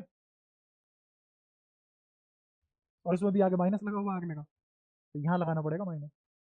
तो सबसे पहले एक्स स्क्वायर को अकेला करो, एक्स स्क्वायर वाली टर्म को, उसका कोफिशिएंट 1 होना चाहिए, वरना कर नहीं पाओगे। अब कर लोगे तो अब हो जाएगा ये। अब इसमें बचे क्या है? एक्स स्क्वायर, मुझे पता है कि मुझे 1 2 अपनी तरफ से लगाना पड़ेगा, और 1 2 नीचे लगाना पड़ेगा, और जो यहाँ 2/6 है उसका मुझे स्क्वायर लिखना पड़ेगा पीछे। तो क्या 1/3 ही लिख दूँ डायरेक्ट? बोलो। और अगर मनी मन में तुम थोड़ा सा सोच पा रहे हो या मेरे साथ साथ चल पा रहे हो, तो ध्यान से देखो, मुझे 2 से मल्टीप्लाई करना है, 2 से डिवाइड करना है, 2 से मल्टीप्लाई करना है, 2 से डिवाइड करना है। तो जब तुम यहाँ पे 2 लिखोगे और नीचे भी 2 लिखोगे, इस 2 से ये वाला 2 कट जाएगा, और 1 2 तो 2 में, 2ab में से 2 में यूज हो जाएगा, तो b तो 1/3 ही बचेगा ना। नहीं आया समझ? ठीक है लिख ही देता हूँ, हाँ छोड़ो। ठीक है, ये वाला 2 तो 2ab में जाएगा, और ये जो बचेगा ये 1/3 बचेगा, ये कह रहा है। ठीक है, बहुत लंबी चौड़ी बात हो गई थी। अच्छा, फिर पीछे क्या लिख देंगे? क्या अब तो लिख दूं +1/3 का होल स्क्वायर, तो माइनस भी करेंगे 1/9, और यहां से लेके यहां तक की गाड़ी को क्या लिख देंगे,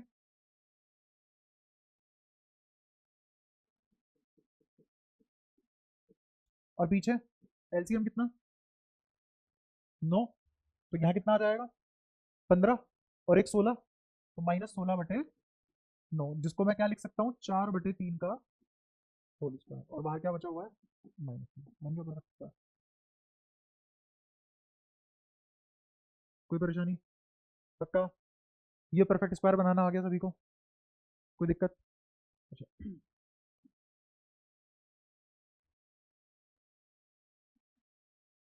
इसको सोल्व करके बताओगे क्या आएगा,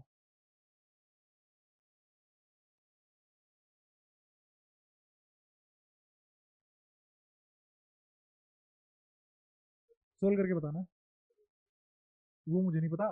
तुम कभी रूट के अंदर रूट सोल्व कर पाए हो आज तक, नहीं, तो इसको कैसे सोल्व करेंगे, ऐसे ही सोल्व करेंगे। सबसे पहले तो अगर इसमें 2 + √3 में, इस सब को भूल जाओ, 2 + √3 में ये जो इरेशनल वाला पार्ट है इसको 2 दे दो चुपचाप, क्योंकि यहीं से ही आएगा तुम्हारा 2ab, और अगर तुमने इसको 2 दिया है तो इसका मतलब ये कितना हो जाएगा, 4, और नीचे क्या आ जाएगा, 2।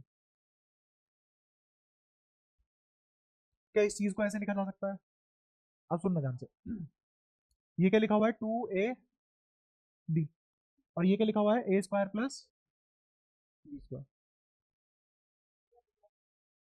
ठीक है। अब मेरे को बताओ, ये जो 2ab में है, 2 तो कंपेयर हो गया, तो एक बचा √3 और एक बचा 1, तो ab इसके बराबर है, और a² + b² किसके बराबर है, 4 के। अगर मैं a की वैल्यू 3 ले लूं, √3, और b की वैल्यू 1 ले लूं, क्या दूसरे वाली कंडीशन या दूसरे वाली इक्वेशन सेटिस्फाई हो रही है, दो इक्वेशन है, दो वेरिएबल है, सेटिस्फाई होना चाहिए। तो a की जगह क्या रख दिया मैंने, √3 का स्क्वायर, और b की जगह क्या रख दिया, 1 का स्क्वायर, क्या ये आ गया, 3 + 1 4 हो गया सेटिस्फाई, तो इसका मतलब a की वैल्यू कितनी है, √3, b की वैल्यू कितनी है, 1, कोई परेशानी। तो क्या मैं इसको ऐसे नहीं लिख सकता, ध्यान से देखना, √3 का स्क्वायर प्लस 1 का स्क्वायर, क्या मैंने ये वाली चीज लिख ली, देखो ध्यान से, लिखी हुई, ये वाली चीज लिखने के बाद पीछे क्या बचा हुआ है, 2 × 1 इंटू, या √3 × 1, और डिवाइड में क्या था, 2, तो ऊपर क्या लिखा हुआ है, ध्यान से देखो, क्या ऊपर लिखा हुआ है, √3 + 1 का होल स्क्वायर डिवाइडेड बाई 2, और मुझे तो एक्स सोल्व करना था, तो एक्स किसके बराबर आ जाएगा, √3 + 1/√2, और डिनोमिनेटर में हम इरेशनल नंबर छोड़ते नहीं है, तो एक्स की वैल्यू क्या आ जाएगी फाइनली, √3 + 1, √2 से मल्टीप्लाई कर देंगे ना, तो ये क्या हो जाएगा, √6 प्लस √2, √2 से मल्टीप्लाई, √2 से डिवाइड, और नीचे आएगा 2। अब मैंने तुम्हें बोला हुआ है, √2 और √3 की वैल्यू याद होनी चाहिए, बोला हुआ था ना, तो √3 और √2 की मल्टीप्लाई करोगे तो क्या आ जाएगा, √6, √2 की वैल्यू याद है, √6 की निकल गई, दोनों को ऐड करो, डिवाइड बाई 2 करो, आंसर आ जाएगा। यहाँ तो तुम आंसर नहीं निकाल पा रहे थे, ये जो भी मैं पढ़ा रहा हूँ, ये सब सवालों के बीच में यूज हो जाएगा, तुम्हें पता भी नहीं लगेगा। मान लो तुम कोई क्वेश्चन कर रहे हो, बीच में ये वाला स्टेप आ गया, अब वहीं सब कराने बैठूंगा मैं बच्चों वाली चीजें, वहां पे तुरंत यहाँ से यहाँ आगे बढ़ो, वरना फिर यही होगा, एडवांस का क्वेश्चन यहाँ से शुरू करेंगे, 4-5 स्लाइड बाद वो आंसर आएगा, पिछली वाली स्लाइड भूल जाओगे, पिछले वाली पे आऊंगा आखिरी में, भूल जाओगे क्या हुआ था, ऐसे बड़े बड़े क्वेश्चन होते रहेंगे, दिन में 2-3 क्वेश्चन ही हुआ करेंगे, इसलिए उससे पहले ये सब इवोल्व होना चाहिए तुम्हारे दिमाग में, सेव्ड होना चाहिए कि हाँ, ऐसे दिखते ही मुझे ये करना है, ऐसे दिखते ही मुझे ये करना है। ऐसे इसको कर लोगे, जैसे मैंने लिखा, x बराबर √7 + √3, बताओ कैसे करोगे, क्या ये लिखा हुआ है a² + b², नहीं, गलत, जहां भी तुम्हें इरेशनल नंबर बिना 2 के दिख जाए, सबसे पहले उसको 2 पकड़ा दोगे, वरना हो नहीं पाएगा, लो,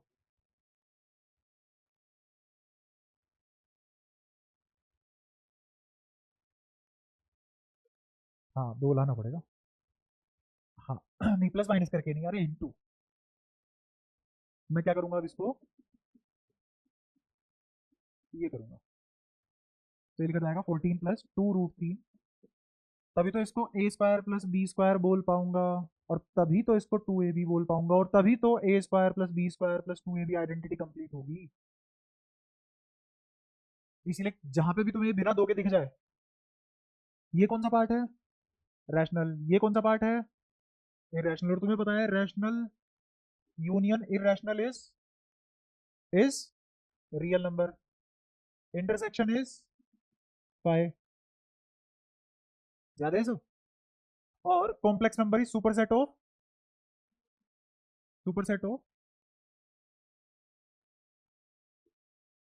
ऑल अदर नंबर। और तुम्हें एक और चीज पढ़ा दूं, जो भी हमने नंबर सिस्टम पढ़ा था अभी तक, वो सब डेसिमल सिस्टम है। उसका नाम है डेसिमल सिस्टम। मतलब नियरेस्ट बेस क्या लेते हैं, नियरेस्ट बेस हमारा 10 है। जो भी हम नंबर पढ़ रहे हैं वो बेस 10 वाले हैं। नंबर सिस्टम में बहुत टाइप के होते हैं, हेक्साडेसिमल, ऑक्टा, बाइनरी, ये सब नंबर सिस्टम है अपनी अपनी दुनिया के। तुमने जो नंबर सिस्टम पढ़ा है वो डेसिमल नंबर सिस्टम कहलाता है। ठीक है। जो हम डेसिमल नंबर सिस्टम पढ़ रहे हैं वो कौन सा है, जो हम नंबर सिस्टम पढ़ रहे हैं वो कौन सा नंबर नंबर सिस्टम है, डेसिमल नंबर सिस्टम। मतलब बेस 10 के हिसाब से पढ़ते हैं। ऐसे कितने टाइप के नंबर सिस्टम पॉसिबल है, बहुत टाइप के। बेस बदलो नंबर सिस्टम बदल जाएगा। ठीक है। और फिर इनके कन्वर्जन भी पढ़ोगे तुम, जब कंप्यूटर साइंस पढ़ोगे तो वहाँ पे डिजिटल लॉजिक डिजाइन जैसी चीज पढ़ोगे, बूलियन अलजेब्रा पढ़ोगे, वहाँ पे कन्वर्जन आते हैं। Convert this decimal number into hexadecimal number system, octadecimal number system, binary system, ये सब होता है भाई। ऐसे देख रहे हो, पता नहीं क्या सुन लिया हो। हाँ, तो मुझे ये बनाने के लिए क्या चाहिए, ये 2ab फॉर्मेट में चाहिए ना।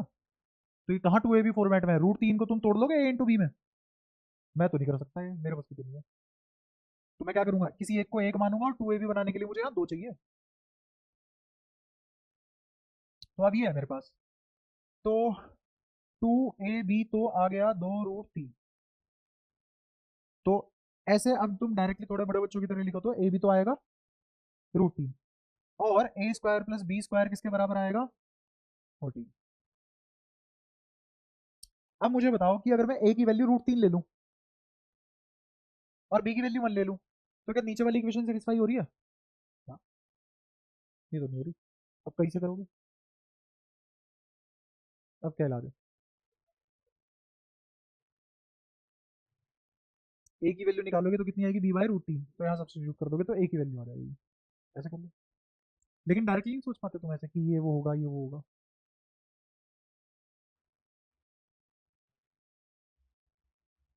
नहीं, कर लो फिर इस वाले तरीके से कर लो जैसे तुम्हें समझ आ रहा है। मैं इसको तोड़ता, मल्टीप्लाई डिवाइड करके, क्योंकि ये रैशनल नंबर है, प्लस माइनस में तो टूटेगा नहीं, तो मल्टीप्लिकेशन तो डिवीजन में टूटेगा। और मैं ये देखूंगा कि किन दो नंबर का स्क्वायर 14 आ जाता है, तो फ्रैक्शन होंगे।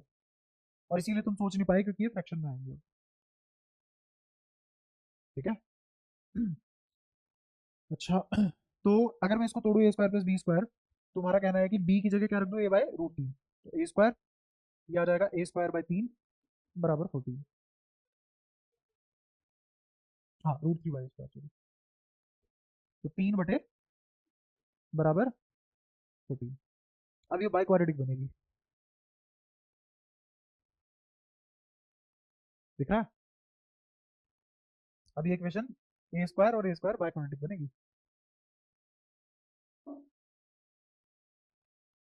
और इस टाइप की इक्वेशन को सोल्व करने के शॉर्टकट भी होते हैं। ये एलिमिनेट करूंगा, होल इसको इधर परफेक्ट स्क्वायर बनाऊंगा। अब परफेक्ट स्क्वायर कैसे बनेगा, देखो बताते हैं, समझना। वैसे यहाँ कराना चाहिए मुझे, बाद में कराना था, अब देख लो। a² / 3a² लिखा हुआ है, मुझे बनाना है इसका परफेक्ट स्क्वायर। इससे पहले इसकी इजी वेरिएशन करवाता हूँ। जैसे मैंने लिखा a² 1/a², मुझे इसको परफेक्ट स्क्वायर बनाना है, तो मैं बस जस्ट इसमें दो ऐड कर दूंगा। हाँ, बिल्कुल। अगर मान लो ये x के बराबर था, इसको मैंने x मान लिया, तो A square plus 1/a² plus 2 क्या हो जाएगा, एक्स प्लस 2। अब ध्यान से देखो, ये पूरा का पूरा क्या बन गया अपना, a प्लस 1/a का होल स्क्वायर एक्स प्लस 2। तो ये क्या आ गया, एक्स प्लस 2 का root is a plus 1/a। ठीक है, ऐसे ही इस पे आ जाओ। बट यहाँ 3 है, तो अब कैसे करेंगे। अब इसमें क्या जोड़ूं, ये परफेक्ट स्क्वायर बन जाए। दो के दो जोड़ने के बाद ये कटेंगे थोड़ी ना, 3 रह जाएगा। हाँ 6 जोड़ेंगे।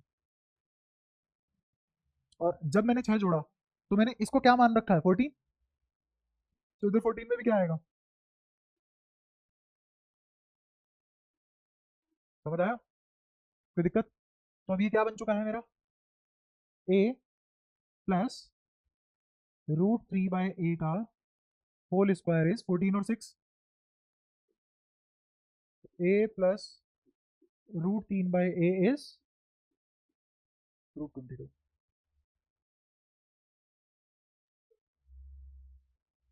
क्यों 14, हाँ अरे हाँ 20 होगा ना, ठीक है। अब ये क्वाड्रेटिक में तो आगे कम से कम सोल्व हो जाएगी, यहाँ से इसके बाद क्वाड्रेटिक में जाएगी, सोल्व होगी, उठा के वैल्यू यहाँ रखोगे, डी की वैल्यू निकालोगे, फिर यहाँ होगे, तब खेल खत्म हो गई। कई बार इरेशनल इतना दुख दे जाते हैं, और जैसे ही मैं यहाँ 2 लगा दूंगा सवाल आसान हो जाएगा, फिर तुम इसको 2 से मल्टीप्लाई करके 4 बना के वहां सोल्व कर सकते हो। कौन सी वाली, ये वाली। हाँ तो हमने कुछ और दिक्कत छोड़ी होगी यहाँ पे।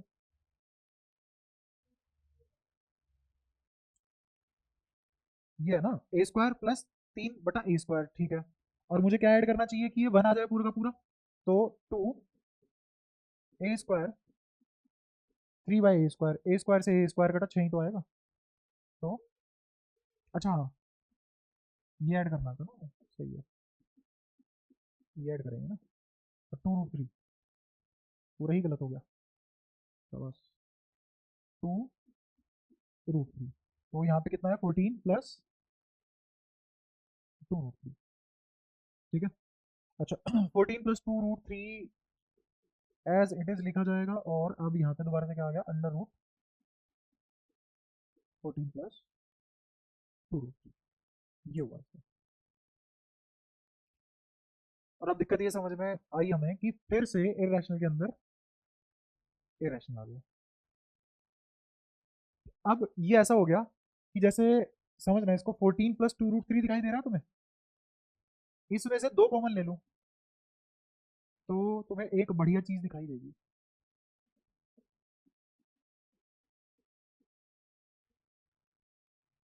हाँ सिर्फ √3, जो बेसिकली अपना एक्स था, तो आइट्रेशन मोड में चला गया। आइट्रेशन मोड, आइट्रेशन मोड मतलब रिपीट हो गया, दोबारा से खुद को रिपीट कर रहा है, ठीक है। तो ये हो गया तुम्हारा √2 टाइम्स,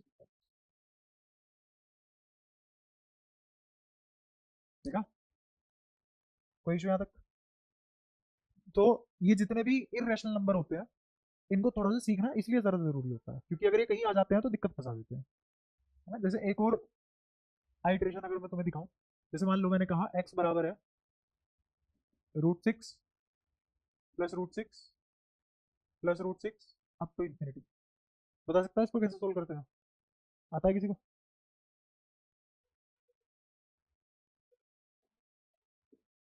क्या तुमने रेजिस्टेंस पढ़ी है फिजिक्स में, लेडर थी एक इनफाइनाइट लेडर, तो उसमें हम पूरी इनफाइनाइट लेडर की रेजिस्टेंस आर नेट मानते हैं, आर इक्विवेलेंट मानते हैं, आर मानते हैं। तो एक को हटा के जो बची वो भी कितनी होती है, आर। इधर आ जाओ, ये पूरा का पूरा क्या है, एक्स, तो ये भी क्या है, तो ये क्या लिखा हुआ है,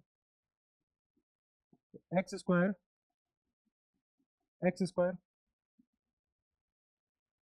फैक्टराइज कर लो, तो कितना आ जाएगा, ये माइनस है ना, तो -2x -3x -6, सही लिखा है। तो गलती कहाँ है, छोटे वाला प्लस का, बड़े वाला माइनस का। अब इनको ऐड करोगे -x आएगा, और जब मल्टीप्लाई करोगे तो माइनस का 6 आएगा।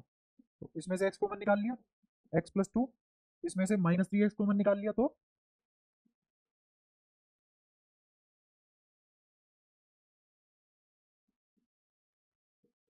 तो एक तो x+2 और एक x-3 0। तो x 3 आ जाएगा और एक -2 आएगा। -2 को डिस्कार्ड कर देंगे क्योंकि नेगेटिव अलाउड नहीं है रूट के अंदर। तो अपने पास x कितना आ चुका है। अब इसका शॉर्टकट क्या है? शॉर्टकट ये है, 6 के फैक्टर करो। 2 और 3, 2 और ऐड हो रहा है। अगर ऐड हो रहा है तो बड़े वाला आंसर। सिंपल।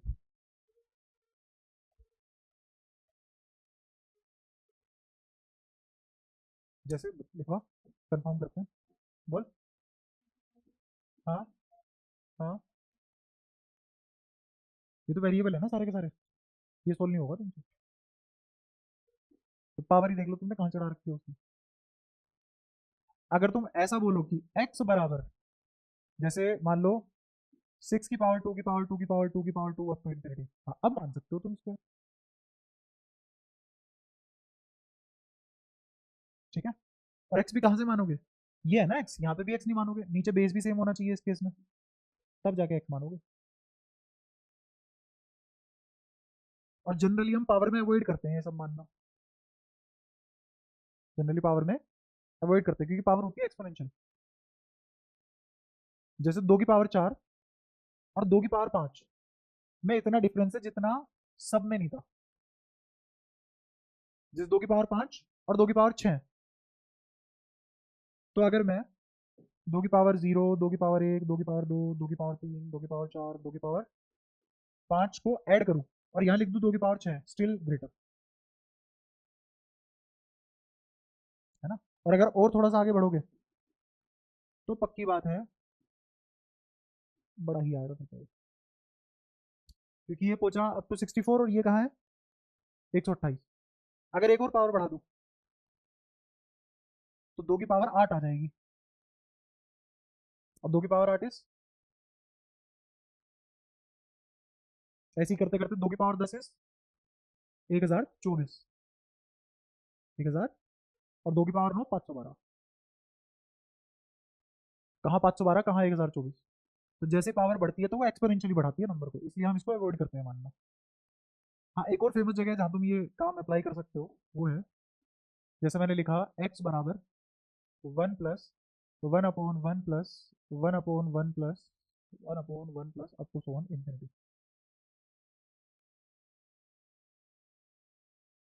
तो अब मैं क्या करूँगा, ये 1 प्लस 1 दिख रहा है, इस पूरी चीज़ को फिर से रिपीट हो गई ना, तो क्या मान सकते हैं, तो ये लिखा हुआ है 1 प्लस 1/x। और जब इसको सोल्व करेंगे तो क्या आ जाएगा एक्स स्क्वायर, क्योंकि नीचे एलसीएम आ गया था, और ये x प्लस 1, तो x square minus x minus 1। यहाँ पे क्लियरली फैक्टर तो नहीं हो रहे इसके, फैक्टर नहीं हो रहे तो या तो इरेशनल आएगा या कॉम्प्लेक्स। डिस्क्रिमिनेंट देख लेते हैं। तो डिस्क्रिमिनेंट कितना है इसका, बोलो। Discriminant is b square, b square कितना, तो -1 का स्क्वायर इज 1, और -4ac मतलब प्लस का 4, तो कितना आया डिस्क्रिमिनेंट 5। तो रियल है इसका मतलब पक्का इरेशनल है। कैसे है वो इरेशनल। तो डी की तो वैल्यू आएगी, एक्स की वैल्यू क्या आ गई, -b प्लस माइनस √d/2। इसके बराबर आ गए माइनस, माइनस बी मतलब प्लस का 1, प्लस माइनस अपोन में 2। कोई परेशानी, यही है तुम्हारा five golden ratio, irrational number है। हाँ ठीक है। तो ऐसे करके हम जहां हमें दिखता है कि इनफाइनाइट रिपीटेड नाम की कोई चीज है और फोटो फोटो मैच कर रही है, तो फोटो को एक्स नाम दे देते हैं और सवाल सोल्व हो जाता है। यहाँ तक बताओ कोई भी दिक्कत नहीं है, क्लियर है, बातें समझ में आ रही हैं सारी। अब कुछ क्वेश्चन देखो, छोटे छोटे question.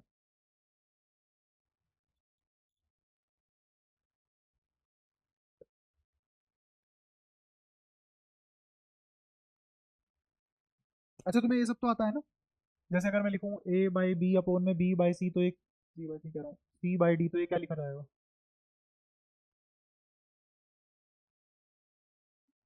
A upon B into D by, ये पता है ना, ये ऊपर चला जाता है और ये यहाँ नीचे आ जाता है, लेकिन अगर मैं इसको पलट दूं, पलट क्या मतलब थोड़ा सा चेंज कर दूं, ए बाई बी अपॉन में सी, बस इतना छोड़ दूं, अब बताओ क्या लिखा जाएगा। अगर मैं इसको ऐसे लिख दूं, अब बताओ क्या लिखा जाएगा। ये दोनों सेम चीज है क्या? ये फर्क जानते हो पक्का? अगर मैं ऐसे लिख दूं,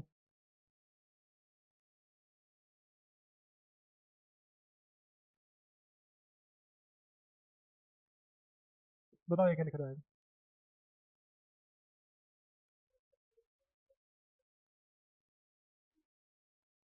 आंसर कर ले।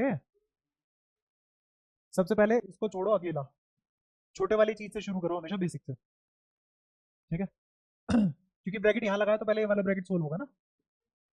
हाँ, तो ये लिखा जाएगा सी एफ अपॉन, अब आ गया तुम्हारा वो वाला फॉर्मेट, अब ये दो ब्रैकेट सोल्व होंगे, तो ये क्या हो जाएगा, ए डी ई अपॉन में डी सी। क्लियर है? ये सब खेलना आता है। अगर मैं तुमसे बोल दूं कि p to the power q का mth रूट, बताओ किसके बराबर होगा। हाँ, पी की पावर क्यू बाय, छोटी छोटी बातें हैं सारी पता होनी चाहिए, है ना।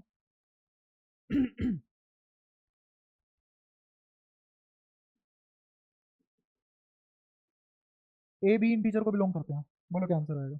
ए और बी निकालना है,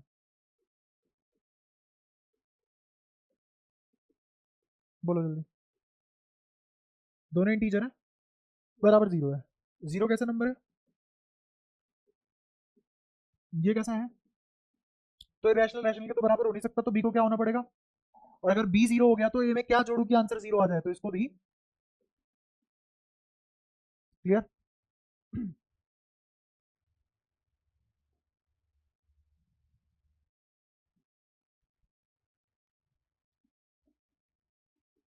कल एक ऐसी क्वेश्चन कराया था मैंने, तुम्हें याद हो। यहाँ ए इंटीजर को बिलोंग करता है, बताओ कैसे करोगे।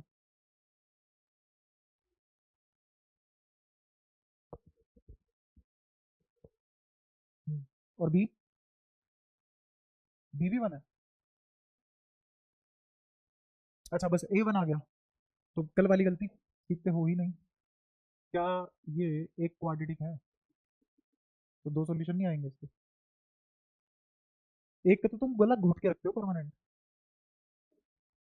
-2, एक वन है और एक -2 है। इतनी जल्दी कैसे है भाई, एक तो मेरे को पता है सेटिस्फाई कर रहा है, एक प्लस एक दो इंटू एक दो, तो मेरे को पता है कि ए -1 is solution, is a factor, A -1 is factor.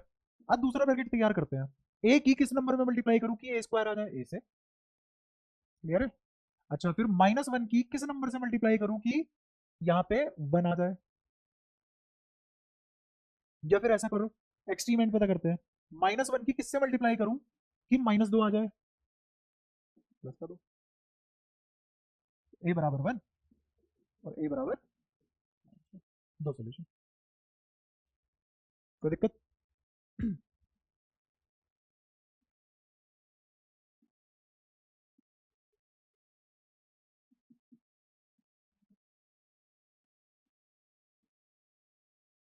ए भी इंटीजर को बिलोंग करते हैं, ए -1 बी -1 -1 के बराबर है।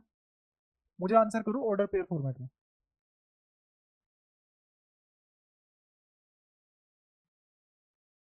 ये होता है ऑर्डर पेयर फॉर्मेट। करो जल्दी करो।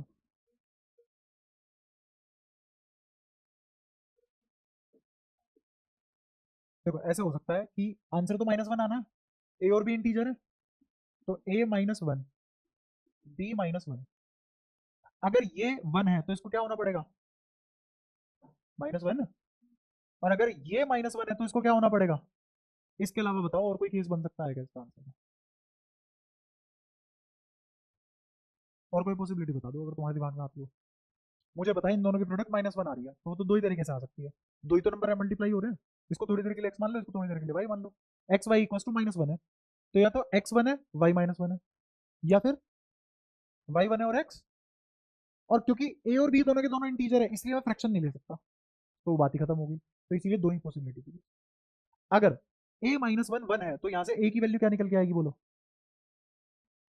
और बी की वैल्यू, यहाँ से ए की वैल्यू कितनी निकल के आएगी बोलो, और बी की वैल्यू 2। कोई नहीं पढ़ रहा, मैं पढ़ रहा हूँ है ना। तो आंसर क्या आया, 2,0 और एक 0, मुश्किल नहीं है भाई ये सवाल, इन्हें तो देखती उड़ाओ। तुझे ये तो पता लग गया ना मैंने ये केस कैसे बनाया। A-1 को किसके बराबर रख, 1, तो A की वैल्यू कितनी, 0 कैसे, A-1 को 1 के बराबर रख, -1 से 1 काट दो, ठीक है। अच्छा ऐसे ही अगर वो तुम्हें यही सवाल ऐसे ना करके थोड़ा सा चेंज करके इसको -3 के बराबर लिख देता और क्वेश्चन वही है, अब बताओ कैसे करोगे।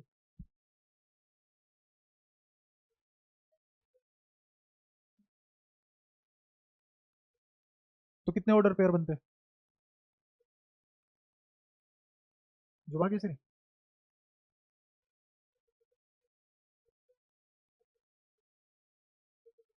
2 ऑर्डर पेयर बुरा,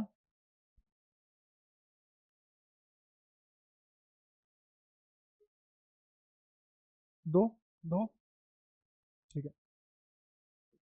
A-1, B-1, अब दो ही तरीके हैं, या तो ये 1 हो जाए और या ये 3 हो जाए। अगर ये 1 है तो ये -3, और ये 3 है तो ये, अब ऐसे ही या तो ये -1 हो जाए या -3 हो जाए, तो ये 3 और ये 3। तो कितने ऑर्डर पेयर हुए, 4 ऑर्डर पेयर है।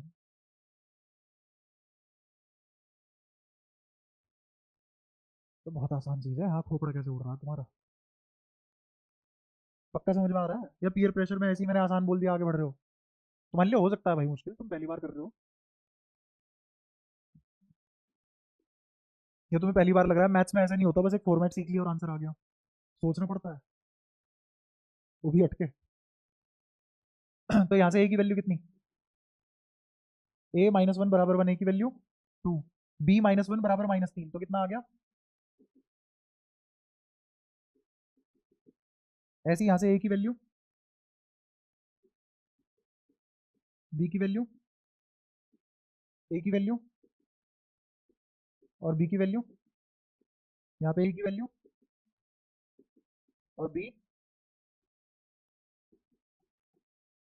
तो आंसर क्या आया ऑर्डर पेयर फॉर्मेट में, 2, -2, 4, 0, 0, 4, -2, 2, ये आंसर।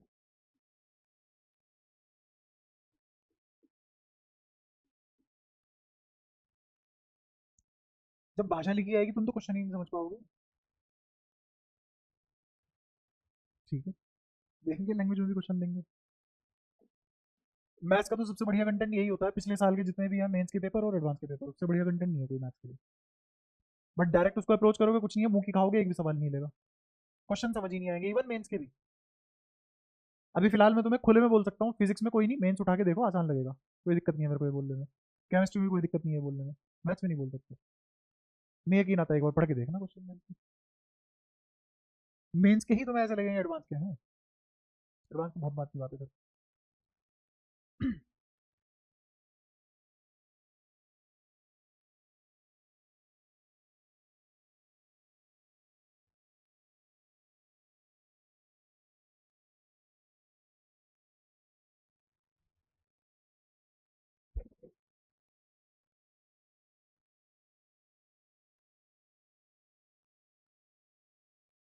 इसके लिए तुम्हें पढ़ाना पड़ेगा और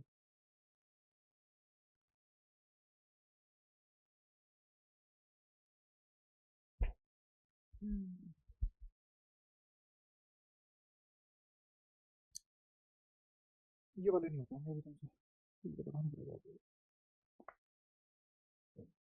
ऐसे ही एक सवाल बना के दे रहा हूँ,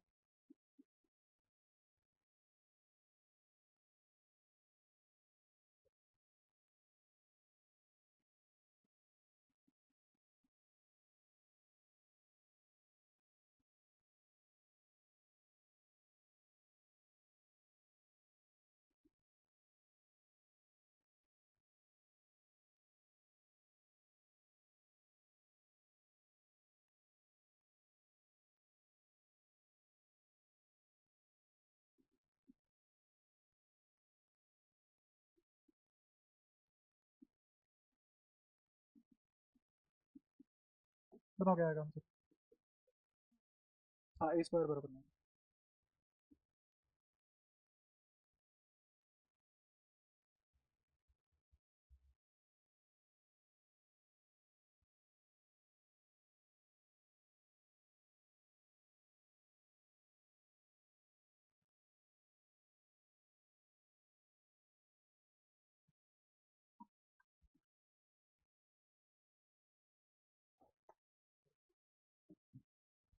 बोलो।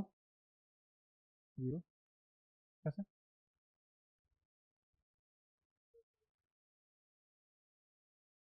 देखो इधर देखो।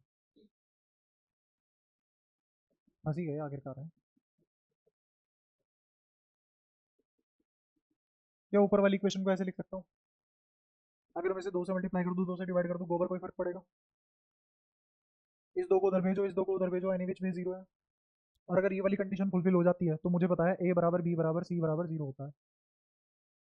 हाँ, इसका मतलब बस ये होता है। और ए कितना है? ए कितना है? अच्छा एक और चीज प्लस माइनस की देख लो। अगर मेरा ए स्क्वायर नो है, अगर मेरा ए स्क्वायर नो है तो ए प्लस माइनस तीन होगा। ठीक है, कोई दिक्कत? लेकिन अगर मेरा ए अंडर रूट नाइन है तो क्या ए प्लस माइनस तीन होगा? पर कंफ्यूजन अब ये है कि अगर मैं दोनों साइड स्क्वायर करूं तो ये स्क्वायर बराबर नाइन ये नहीं आ जाएगा, और फिर यहाँ से यहाँ नहीं आना चाहिए था। ये क्या है फिर ऐसा? बोथ साइड स्क्वायर करने पे एक सॉल्यूशन पैदा हो गया। कॉम्प्लेक्स नंबर कैसे बनेगा वो? रूट में तो माइनस कहीं आता हुआ नहीं दिख रहा।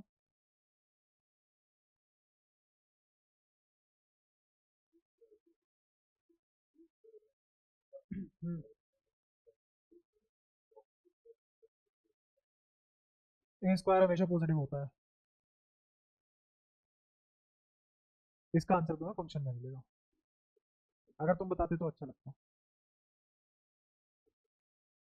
Answer in function. एक फंक्शन नाम का चैप्टर आएगा, उसमें तुम्हारे बहुत सारे मिथ क्लियर होंगे मैथ्स को लेकर। ठीक है, बाकी यहाँ ये सही है और यहाँ प्लस माइनस तीन सही है। ठीक है, थोड़ा सा हिंट ये है कि under root x square is mod x, इसीलिए अगर रूट के अंदर कोई स्क्वायर भी आ रहा है आंसर एक ही आएगा। हाँ, प्लस माइनस थ्री नहीं आएगा। समझ पाए तो ठीक है, वरना कोई नहीं, फंक्शन में जब ये पढ़ूंगा ना तो अच्छे से समझा दूंगा। ठीक है तो अभी तो हम पॉजिटिव वाला ले रहे हैं, a equals two plus three. ठीक है, तो अगर a equals two plus three है, उसने मेरे से क्या पूछा है? नाइन प्लस नाइन और माइनस नाइन बराबर नाइन, तो आंसर इज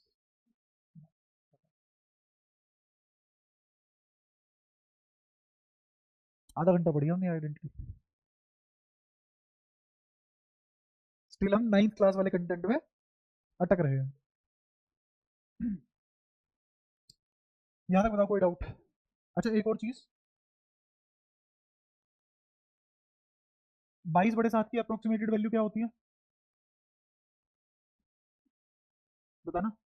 3.142857 इसके आगे रिपीट होना चालू हो जाती है, तो इसका मतलब इसकी बात। वहीं पे पाई की अप्रोक्सीमेटेड वैल्यू क्या होती है?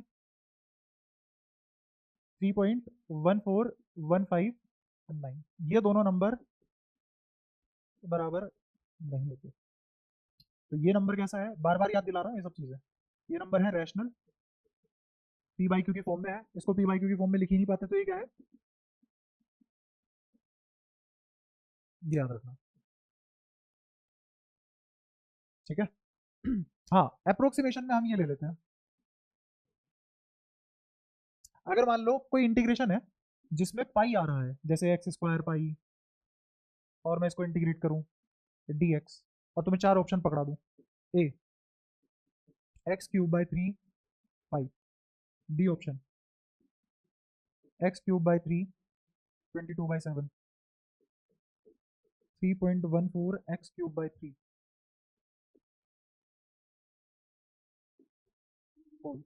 बताओ क्या आंसर होगा? पक्की बात है तीनों तो सही नहीं होंगे, सिर्फ ए आंसर होगा। खैर मैंने तो अभी कुछ दिखाने के लिए तुम्हें इंटीग्रेशन का सवाल बहुत आसान बनाया है। इंटीग्रेशन बहुत खूंखार आती है, एडवांस में नहीं होती। इंटीग्रेशन आती है तो लोग सबसे पहले हाथ जोड़ते हैं कि मुझे कुछ तो चमक जाए भगवान की दया से इसमें। तो ऐसी ही एक इंटीग्रेशन का सवाल आया था IIT जेईई एडवांस में। वो इंटीग्रेशन एक तो था मुश्किल अपने आप में, और उसका आंसर पाई के टर्म्स में आना था, पाई के मल्टीपल में आना था। ऐसे ऑप्शन थे और एक नीचे ओल था और मल्टीपल करेक्ट था, इसलिए मैं इस बात पे इतना स्ट्रेस दे रहा हूँ। चप्पे चप्पे पे जाल होता है, इवन तुम आंसर निकाल के बैठो वो ऑप्शन ऐसे दे देगा यार सारे सही है, निकलेगा एक सही। क्योंकि यहाँ पे मेरे पास एग्जैक्ट वैल्यू आ रही है पाई की टर्म में फंक्शन की, तो मैं अप्रोक्सीमेट नहीं मारूंगा जबरदस्ती। ठीक है। तो यहाँ तक सारी बातें क्लियर है। अब अगली क्लास से हम थोड़े से अच्छे लेवल के सवाल करने शुरू करेंगे, दिमाग खोल के बैठना है ना। अगली बारी सोच डेवलप करेंगे हम। और मैथ्स को फिर ऐसे नहीं सोल्व करेंगे जैसे तुम अब तक मैथ्स को कैसे सोल्व करते आए हो, कि तुम्हें कोई एक तरीका बताता है, तुम 10 क्वेश्चन उस तरीके पे करते हो, वो तरीका एज इट इज लगता है, एक फॉर्मेटिंग बन जाती है, थोड़ा बहुत आजू बाजू होता है, आंसर आ जाता है। यहाँ पे हर क्वेश्चन पिछले से ऐसे कंपेयर होगा कि भाई ये और पिछला क्वेश्चन तो कहीं से कहीं तक रिलेट ही नहीं हो रहे। तुम्हें हर क्वेश्चन शुरुआत में ऐसा लगेगा जैसे भगवान की दया से सोल्यूशन टपका है, हर एक क्वेश्चन का अलग अलग। बट आफ्टर इनफ प्रैक्टिस, और जो तुम्हारा सोचने का गैमिट है दिमाग का, वो जब एक्सप्लोर होगा, बढ़ेगा, और लॉजिकल पावर तुम्हारे अंदर आएगी, तो तब तुम रिलेट करना चालू करोगे, और तब तुम ऐसे क्वेश्चन सोल्व कर रहे होगे, बगल वाला देखेगा इसने सोच कैसे लिया। वो मेहनत करनी है, और नेक्स्ट क्लास से ही करवानी चालू कर दूंगा मैं।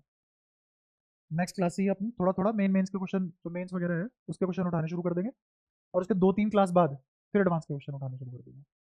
नहीं, बेसिक मैथ्स की। ठीक है। बेसिक मैथ्स में सेट भी इंक्लूड कर लूंगा, रिलेशन भी इंक्लूड कर लूंगा, फंक्शन इंक्लूड नहीं कर पाऊंगा, फंक्शन एंटायरली एक अलग ब्रीड है चैप्टर में। तुम्हारा लोगैरिथम में इंक्लूड कर लूंगा, इनइक्वालिटी, ये कुछ चैप्टर है जो बेसिक मैथ में ही इंक्लूड कर लूंगा मैं। ठीक है। और जो बाकी असली मैथ्स है वो तुम्हारी कहाँ से शुरू हो जाएगी, क्वाड्रेटिक इक्वेशन और तुम्हारा परम्यूटेशन कॉम्बिनेशन, ये सब करते करते फंक्शन तक। फिर वहाँ पे लिमिट्स, कंटिन्यूटी, डिफरेंशिएबिलिटी बिल्कुल अलग है यहाँ से, जो तुम सीबीएसई में पढ़ रहे हो उससे बिल्कुल अलग है, ऐसा कुछ नहीं आता वहाँ।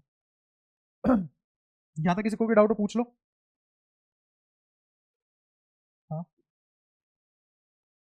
कितना पीछे यहाँ से बता, दिख रहा है?